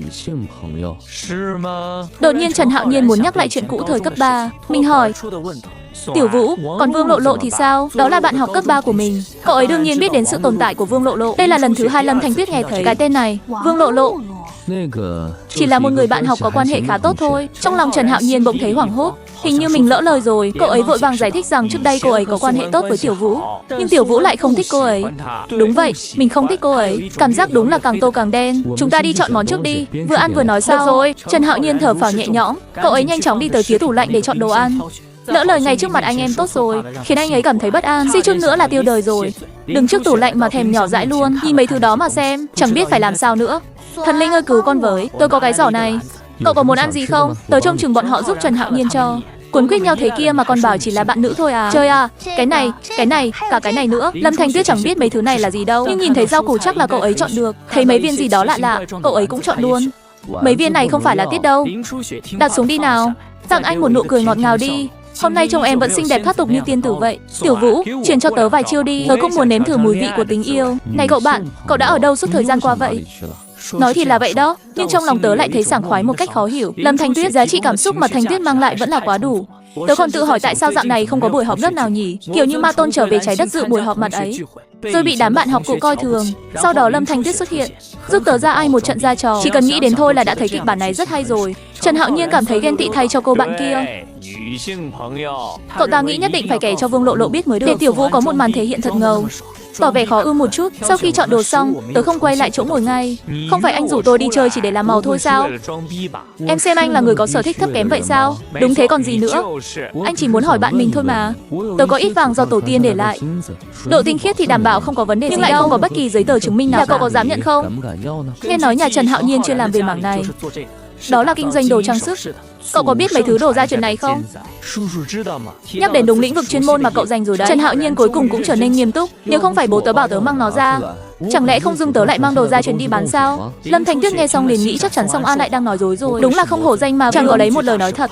Trần Hạo Nhiên cảm thấy dù có bao nhiêu cũng được. 200g, tớ đương nhiên không tiện mang hết số vàng đó ra rồi. Cậu ấy lấy ra một miếng vàng, tầm khoảng 200g. Vừa nãy lúc về nhà, tớ đã đặc biệt cắt ra một miếng. Bây giờ giá vàng đang cao như vậy, nếu 200g này mà bán thành công thì cũng phải được hơn 200.000 tệ. Trần Hạo Nhiên không khỏi ngạc nhiên, nhìn thấy hơn 200.000 ngay trước mắt. So với khối tài sản nhà Trần Hạo Nhiên thì số tiền này chẳng thấm vào đâu, nhưng như vậy cũng đã là rất nhiều. Lâm Thanh Tuyết nghe xong thầm nghĩ, mấy thứ này mà là nhiều sao? Chỉ là một mảnh nhỏ xíu thôi mà, trông chẳng có vẻ gì là nhiều cả. Nhà tớ chỉ là một xưởng nhỏ thôi, làm ăn nhỏ lẻ nên không dám nhận nhiều thế này đâu. Bây giờ giá vàng cao, mà số vàng này của cậu lại không rõ nguồn gốc, vàng không có hóa đơn chứng từ thì nhà tớ không dám lấy đâu. Dù sao cũng hơn 200.000 rồi còn gì, trừ khi chỉ dùng để sưu tầm thôi, chứ sẽ không bán ra bên ngoài. Lâm Thanh Tuyết chắc cũng đã hiểu ra vấn đề, vàng này khó mà đổi thành tiền mặt được, nhưng cậu ấy vẫn lặng lẽ ngồi bên cạnh tớ, chẳng nói gì cả. Bên anh có thể thu mua tối đa bao nhiêu? Tối đa là 20g.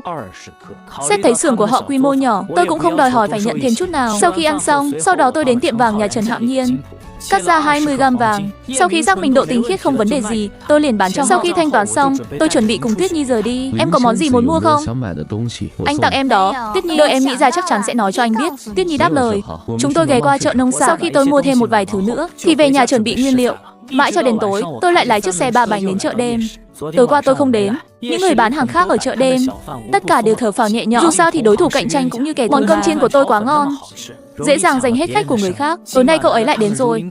Nhưng mà tối nay trên xe của chúng tôi có thêm Tuyết Nhi. Cô ấy thay một bộ quần áo bình thường nhất. Dù sao thế này mới đúng chất đi bán hàng rong chứ. Hôm nay là lần thứ 2 cô ấy tới chợ đêm. Lần trước vội vã rời đi nên chưa kịp quan sát kỹ. Hôm nay đến lần nữa, cô ấy cảm thấy nơi này thật náo nhiệt. Nhưng khi cô ấy dậm hơi thở, cô ấy đã thu hút sự chú ý của hầu hết mọi người. Bởi vì cô ấy quá đỗi xinh đẹp. Giữa khu chợ đêm này, bao giờ lại có một cô gái xinh đẹp như thế? Ông chủ Tống, bạn gái cậu hả? Chị bán xúc xích bên cạnh cất tiếng hỏi. Chị ấy vẫn chưa hiểu được ý đồ của tôi đâu. Mình là bạn gái của cậu ấy. Nhìn thấy Lâm Thanh Tuyết vui vẻ thừa nhận như thế, tớ là bạn gái của cậu. Một vài người bạn quen thuộc của tôi vừa ghen tị lại vừa đố kỵ. Một cô gái xinh đẹp như thế lại đi cùng cái tên đáng ghét kia, còn muốn cùng nhau ra ngoài bày hàng nữa chứ. Đúng là một câu chuyện cổ tích mà. Chỉ là bạn nữ thôi, bạn gái tạm thời thôi. Tôi nhìn Lâm Thanh Tuyết, cậu ấy có vẻ hơi ngơ ngác. Hình như cậu ấy hoàn toàn không hiểu bạn gái có nghĩa là gì. Sớm biết tiên tử đơn thuần như thế, lúc đó đã chẳng lừa cậu ấy rồi. Trước khi tôi bắt đầu, phải bán được càng nhiều càng tốt, tôi đành phải cắt ngang cuộc thảo luận của họ. Lát nữa tớ muốn ăn cơm chiên, sẽ không còn ai mua đồ của cậu nữa đâu. Lời nói này khiến vài người bán hàng gần đó đúng như mong đợi. Tại sao bỗng nhiên bọn họ lại có chút sợ cậu thế? Bởi vì tớ có thể cướp mất việc làm ăn của họ. Tại sao cậu lại cướp được?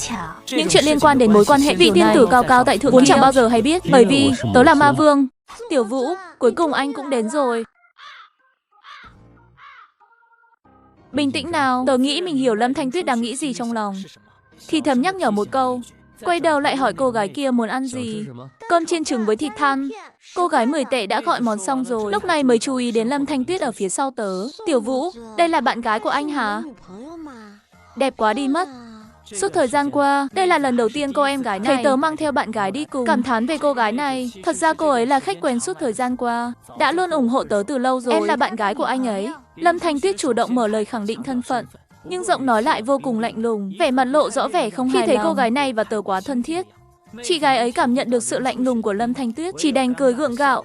Nhưng cũng vì Lâm Thanh Tuyết quá đỗi xinh đẹp, nên dù là con gái, chị ấy cũng không kìm được mà nhìn thêm vài cái. Phần cơm chiên trứng thơm phức nhanh chóng được bắc ra khỏi chảo, đặt vào hộp cơm và đóng gói xong xuôi. Cô gái cảm nhận được sự thù địch từ Thanh Tuyết, nhanh chóng quét mã thanh toán rồi rời Chẳng đi dám ngay. ở lại trong bầu không khí ngượng Tiên ngùng nữ này ơi, thêm nữa. sao thế? Cậu làm vậy là đuổi khéo khách quen của tớ đi rồi đấy. Sau này tớ biết lấy gì để nuôi cậu, nuôi cả tớ đây. Lâm Thanh Tuyết ngơ ngác hỏi, tớ không hiểu tại sao lại phải nuôi gà. Cậu đang sống ở nhà tớ, lại không có giấy tờ tùy thân, tiền bạc cũng không có lấy một đồng. Không phải tớ nuôi cậu thì còn ai Lâm vào Thanh đây Tuyết nữa? cảm thấy dường như cũng có lý. Xin lỗi nhé, để mình làm cho bạn một phần mì xào dăm bông nhé. Lúc này, một cậu bạn bị mùi thơm thu hút đi tới. 8 tệ, nhanh tay lên nhé. Nhưng lời cậu ta còn chưa dứt thì đã trông thấy nàng tiên Thanh Tuyết xinh đẹp đứng sau lưng tôi. Ánh mắt của cậu bạn đó trực diện hơn hẳn cô gái lúc nãy, cứ thế dán chặt vào Lâm Thanh Tuyết. Lâm Thanh Tuyết bị nhìn đến mức phát cáu. Nếu đây không phải là thời hiện đại, chắc chắn cô ấy đã vung kiếm chém đối phương trong một nốt nhạc rồi. Chính xã hội hiện đại đã cứu mạng cậu bạn này đấy. Tôi đứng chắn trước mặt Lâm Thanh Tuyết. Đừng vội, có ngay đây. Tôi nhanh tay lấy mì cho vào chảo, lại nhanh tay đảo thêm lần nữa. Một lát sau, tôi chút phần mì vào hộp cơm. 8 tệ, quét mã đi bạn. Sau khi cậu bạn này quét mã thanh toán xong, mới lưu luyến rời đi. Lâm tiên tử à, cô làm ảnh hưởng nghiêm trọng đến việc kinh doanh của tôi rồi đấy. Lâm Thanh Tuyết thu lại vẻ nghiêm nghị, khẽ hỏi lại, có chuyện đó sao? Tất nhiên rồi. Tôi lấy một chiếc khẩu trang da đeo cho cô ấy. Dì bán xúc xích gần đó nhìn thấy liền trêu chọc. Cậu chủ Tiểu Vũ khéo giữ bạn gái ghê, chắc chỉ muốn giữ cho riêng mình xem thôi, chẳng nỡ để người khác ngó nghiêng chút nào. Nghe thấy lời của dì, khóe môi Lâm Thanh Tuyết ẩn sau lớp khẩu trang khẽ cong lên, nhưng cô ấy vẫn giữ im lặng, chỉ lặng lẽ đứng bên cạnh tôi. Tôi thầm nghĩ thăng hoa, tôi chỉ lo mọi người kéo đến đây đều chỉ để ngắm cô ấy thôi. Như vậy sẽ ảnh hưởng nghiêm trọng đến việc kiếm tiền của tôi mất. Nén cho tôi một ánh mắt đầy vẻ không tin. Lâm Thanh Tuyết sau khi đeo khẩu trang vào, trông không còn quá nổi bật nữa, chỉ có một vài người khách quen. Thấy bên cạnh tôi có thêm một cô gái, họ thường hay hỏi liệu đó có phải là bạn gái tôi không. Nếu gặp một cô gái trẻ như Thanh Tuyết, tôi thường hay khẳng định cô ấy chính là bạn gái mình. Đối với lời của khách quen, tiên tử cao lãnh cũng chẳng. Tôi nghe Lâm Thanh Tuyết, giờ đây Thanh Tuyết hễ mở miệng là tự nhận mình là bạn gái của tôi. Cảm thấy chưa quen cho lắm. Lúc đó chẳng qua chỉ là để nói dối anh ta. Nếu bây giờ mà đi giải thích, chẳng lẽ lại gọi cô ấy là đệ tử sao? Nhưng nếu không nói cho rõ ràng, đến lúc đó muốn không kết hôn với Lâm Thanh Tuyết cũng chẳng được. Trong lòng tôi thực sự rất bối rối. Khi định giải thích thế nào là quan hệ bạn gái, thì trước quầy hàng xuất hiện hai gã du côn. Trông chúng chẳng khác gì mấy kẻ giang hồ quanh đây. Bọn chúng có vẻ rất sành sỏi, vừa nhìn đã biết hạng người chuyên bắt nạt kẻ yếu. Bọn chúng đến để ăn cơm cháy. Tôi dĩ nhiên là không thể từ chối việc làm ăn rồi. Nhìn chằm chằm vào Lâm Thanh Tuyết. Cô gái kia, tháo khẩu trang ra cho tao xem nào. Lâm Thanh Tuyết thừa hiểu đối phương đang nhắm vào mình. Thanh Tuyết nhíu mày, cảm thấy thật đau đầu. Nhưng ở trái đất, nàng không dám trực tiếp ra tay ở đây. Tôi nhận thấy cơn thịnh nộ của Thanh Tuyết đang trỗi dậy. Xin lỗi nhé, cô ấy trông không được xinh cho lắm nên sẽ không tháo khẩu trang đâu. Thấy họ còn dám lên tiếng từ chối. Tên mỏ nhọn kia không định bỏ qua dễ dàng như vậy. Nếu tao bắt mày phải chọn thì sao? Gã béo rút ra một con dao găm, cắm phập vào chiếc thớt nhỏ tôi đang dùng để thái rau. Hôm nay tao nhất định phải xem mặt cô ta cho bằng được. Những người ở các quầy hàng xung quanh đều vô cùng sợ hãi. Mấy tên tiểu tử này khiến ai nấy đều lo lắng nhìn tôi. Tôi vừa định rút điện thoại ra báo cảnh sát, con dao găm kia bỗng nhiên rơi vào tay Lâm Thanh Tuyết. Thanh Tuyết khẽ cử động như ngón tay, con dao ngắn ngay lập tức biến thành một mẩu sắt vụn. Nàng tùy ý ném mẩu sắt xuống đất, phát ra những tiếng lạch cạch khô khốc. Như vậy đã là giới hạn cuối cùng rồi. Thanh Tuyết đang cố gắng kiềm chế sát ý trong lòng mình. Con dao đó là do hai tên côn đồ mang đến. Tất nhiên bọn chúng biết rõ con dao trong tay mình là thật hay giả. Cả hai không khỏi bủn rủn hết chân tay. Hiểu lầm đều là hiểu lầm thôi. Tên mỏ nhọn vội vàng thanh minh, tên béo bên cạnh cũng không dám ho he. Cả hai lập tức xoay người bỏ chạy mất hút.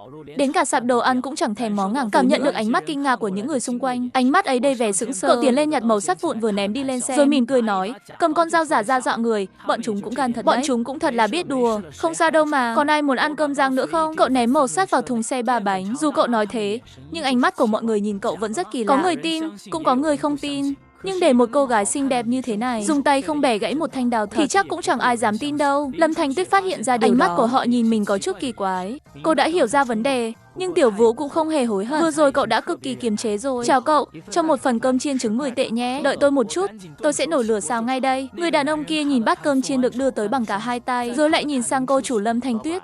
Tôi thấy cổ tay cậu khỏe thật đấy. Lúc cầm sành đáo cơm trông cực kỳ vững vàng. Trước đây cậu có từng luyện võ không? Nghe xong tớ cứ ngỡ người này sẽ không là một người đàn ông của gia đình đúng chăm hay không bằng tay quen, chỉ là hay tranh cãi hơn một chút thôi. Đàn ông ấy mặc ha ha.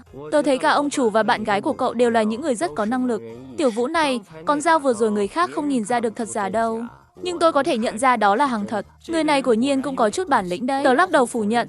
Chắc là anh nhìn nhầm rồi. Đó chỉ là con dao giả thôi, tôi thấy rồi mà. Trên đó có ghi võ quán Hồng Thế. Người đàn ông đó tên là Hồng Cảnh Phong, chủ nhân của võ quán này ơi. Cơm chiên của anh xong rồi đây. Tớ chẳng buồn nhìn lấy một cái. Ngày mai mang phần cơm chiên đặc biệt thơm này đi nhé. Cho vào trong một chiếc hộp cơm. Hồng Cảnh Phong quét mã thanh toán. Nếu cậu có hứng thú thì có thể liên hệ với tôi. Cậu cũng có thể kết bạn WeChat với tôi. Chúng ta sẽ trao đổi thêm qua mạng. Nói xong, anh ta xách hộp cơm chiên rồi rời đi. Tớ tiện tay ném tấm danh thiếp vào thùng rác bên cạnh. Chẳng có chút hứng thú nào cả. Thấy phần cơm chiên cuối cùng cũng đã bán hết. Tớ chuẩn bị dọn hàng để về nhà. Ở cả cái chợ đêm này, tớ là người nghỉ sớm nhất. Những người bán hàng khác thấy tớ thu dọn ra về, họ đều thở phào nhẹ nhõm, đỗ xe ở bãi đậu phía sau, đưa Lâm Thanh Tuyết về nhà. Những gì tớ vừa làm có ổn không? Lâm Thanh Tuyết im lặng hồi lâu. Cuối cùng cậu cũng hỏi câu này. Tớ thấy cậu đã làm rất tốt rồi. Cậu làm rất đúng nữa. Tớ không thấy có gì là không phù hợp. Chẳng có gì đáng để trách cứ đâu. Thật ra chính tớ cũng đã muốn làm như vậy rồi. Chỉ là kiểm soát tốt hơn một chút thôi mà. Nhận được lời khẳng định này, Lâm Thanh Tuyết cười thật ngọt ngào. Lại gây thêm phiền phức cho cậu rồi. Nghe tớ nói này, Lâm Thanh Tuyết cảm thấy yên tâm hơn một chút. Trái tim bỗng thấy ấm áp lạ thường. Thật ra, anh ấy lo lắng rằng em sẽ trách móc vì hành động bộc phát. Sự nóng này thường dẫn đến những rắc rối không đáng có. Nhưng bây giờ em không trách anh nữa. Lâm Thanh Tuyết cảm thấy anh ấy đối xử đối với vị tiểu vũ này của ta, hình như anh ngày càng lịch sự hơn rồi đấy. Vừa rồi là em muốn nhận lỗi sao? Lâm Thanh Tuyết thầm tìm cho mình một lý do chính đáng. Người ta thường nói phải biết điều khi sống dưới mái hiên nhà người khác mà. Nếu như không có anh, em cũng không biết phải xoay sở thế nào trong thế giới này nữa. Em định trả tiền thuê nhà cho anh bằng gì đây? Em không thể dùng vàng để chi tiêu mãi được. Vậy thì để em giúp anh dựng sạp hàng làm việc nhé. Hiện tại em nợ anh trước vậy, sau này nhất định em sẽ trả lại cho Nếu anh. Thật sự phải tính toán chuyện nợ em nghĩ là anh đang tự nợ chính mình đấy. Sau này món nợ ấy sẽ ngày một nhiều Vậy thêm. Thì cứ để em ấy tiếp tục nợ đi. Em ấy sẽ dùng cả phần đời còn lại để trả nợ cho ta. Thấy anh ấy cười đắc ý, em liền hỏi, sao anh cười gian thế? Có phải anh đang nghĩ đến chuyện gì không đứng đắn đúng không? Sau khi về nhà, Lâm Thanh Tuyết giúp anh xử lý xong vài việc. Cô ấy ôm bộ đồ ngủ khủng long chạy thẳng vào phòng tắm. 2 phút rưỡi trôi qua, Lâm Thanh Tuyết khoác bộ đồ khủng long đáng yêu bước ra, nhưng trên tay cô ấy vẫn cầm bộ quần áo vừa thay. Phải làm sao bây giờ? Nhìn đống quần áo trên tay, cô ấy vô cùng bối rối. Đi lối này, Tiểu Vũ chợt nhận ra mình vẫn chưa dạy cô ấy cách giặt quần áo. Tiểu Vũ đưa cô ấy ra ngoài ban công. Đây là pháp bảo chuyên dùng để giặt quần áo. Chỉ cần bỏ quần áo vào bên trong, cho thêm một viên linh dược giặt tẩy vào, rồi nhấn cái nút này. Chế độ giặt anh đã cài đặt sẵn rồi, chỉ cần khởi động là xong. Tiểu Vũ làm mẫu lại toàn bộ quy trình cho Lâm Thanh Tuyết xem. Lâm Thanh Tuyết chăm chú nhìn cái máy. Sau đó cô ấy bỏ hết quần áo vào. Khoan đã, anh vội lấy 2 món đồ lót từ bên trong ra. Tất cả đều mang một sắc trắng tinh khôi. Kiểu dáng rất đơn giản, không có quá nhiều hoa văn cầu kỳ. Nếu không thì Lâm Thanh Tuyết sẽ chẳng chịu mặc đâu. Cái này không cần giặt sao ạ? Lâm Thanh Tuyết nhìn thấy đồ lót của mình đang nằm gọn trong tay anh, trong lòng cô ấy càng thêm ngượng ngùng. Thứ này không thể giặt chung với quần áo khác. Đây là đồ mặc sát người, cần phải giặt bằng tay. Lâm Thanh Tuyết nhìn xuống đôi bàn tay mình, ánh mắt cô ấy lộ vẻ ngơ ngác. Chắc chắn là cô ấy không biết giặt tay rồi. Lần đầu anh giúp cô ấy, trông cô ấy có vẻ không tự nhiên. Lâm Thanh Tuyết quả thực không biết giặt tay. Cô ấy chăm chú quan sát lần đầu tiên, nhưng nhìn cách cô ấy đưa quần áo cho anh, cứ như thể đang ban thưởng cho Tống lão ma vậy. Nghĩ lại thì, đôi gò má em khẽ ửng hồng như dạng mây buổi sớm, nhưng em cứ nhìn chằm chằm vào đôi bàn tay anh. Đây là linh dịch tẩy rửa chuyên dụng đấy. Tiểu Vũ nhỏ ra một chút rồi, mở vòi nước cho thấm đều vào, rồi vò thật sạch những bộ y phục này đi. Tiểu Vũ dặn dò Lâm Thanh Tuyết thật kỹ, xem chỗ nào cần phải giặt giũ thật sạch sẽ. Lâm Thanh Tuyết đỏ mặt ngượng ngùng, trông em tựa như một trái táo chín, mọng đỏ. Tiểu Vũ, anh không cần phải nói rõ ràng như vậy đâu. Em hiểu rồi mà. Nghe anh giải thích xong, em có chút bối rối, hơi thở cũng trở nên dồn dập. Nếu không chịu giặt kỹ, em là không sạch được đâu. Sau khi phơi xong y phục, em lì nhí đáp, em biết rồi, học được rồi là được chứ gì. Tiểu Vũ cũng muốn đi tắm một chút. Đợi đến khi anh bước ra khỏi phòng, Lâm Thanh Tuyết như một chú thỏ nhỏ, khẽ khàng tiến đến trước mặt anh. Em cầm chiếc bàn chải, đưa tận tay cho anh. Em muốn đánh răng sao? Vẫn chưa làm thạo à? Nhìn nụ cười của Lâm Thanh Tuyết ngay trước mắt, anh chẳng thể nào chối từ, đành cầm lấy chiếc bàn chải đó. Tiểu Vũ khẽ nâng cầm Lâm Thanh Tuyết lên. Em khép hở đôi mi. Cô ấy ngẩng đầu lên nhìn mặt nghiêm túc của tôi. Ma Tôn vốn rất đẹp trai, những lúc nghiêm túc thế này, trong mắt Lâm Thanh Tuyết lại càng thêm phần cuốn hút. Ở khoảng cách gần thế này, đối diện với một tuyệt sắc giai nhân như em, anh khó tránh khỏi có chút dao động trong lòng. Thật lòng, anh chỉ muốn giữ nàng tiên này ở lại bên mình mãi mãi. Một nàng tiên vừa thanh cao thoát tục, lại vừa đáng yêu và lẫn chút lạnh lùng. Có lẽ là do anh nghĩ vẩn vơ quá rồi. Nhìn vỏ linh tử ngay trước mắt, Tiểu Vũ muốn nếm thử vị kem đánh răng này, xem có ngọt ngào như em nghĩ không. Tiểu Vũ đang nghĩ gì vậy? Lâm Thanh Tuyết nhận ra ánh mắt anh dần mờ đi, khẽ lắc đầu một chút. Em đang nghĩ về một người như anh. Muốn anh giúp em lau sạch môi sao? Em không biết cách sao? Em rõ ràng là cố ý để anh giúp em làm việc này. Thật vô nghĩa. Anh đang tự hỏi hay là muốn lại gần Lâm Thanh Tuyết hơn? Lại gần mới thấy Lâm Thanh Tuyết đang xem linh ảnh.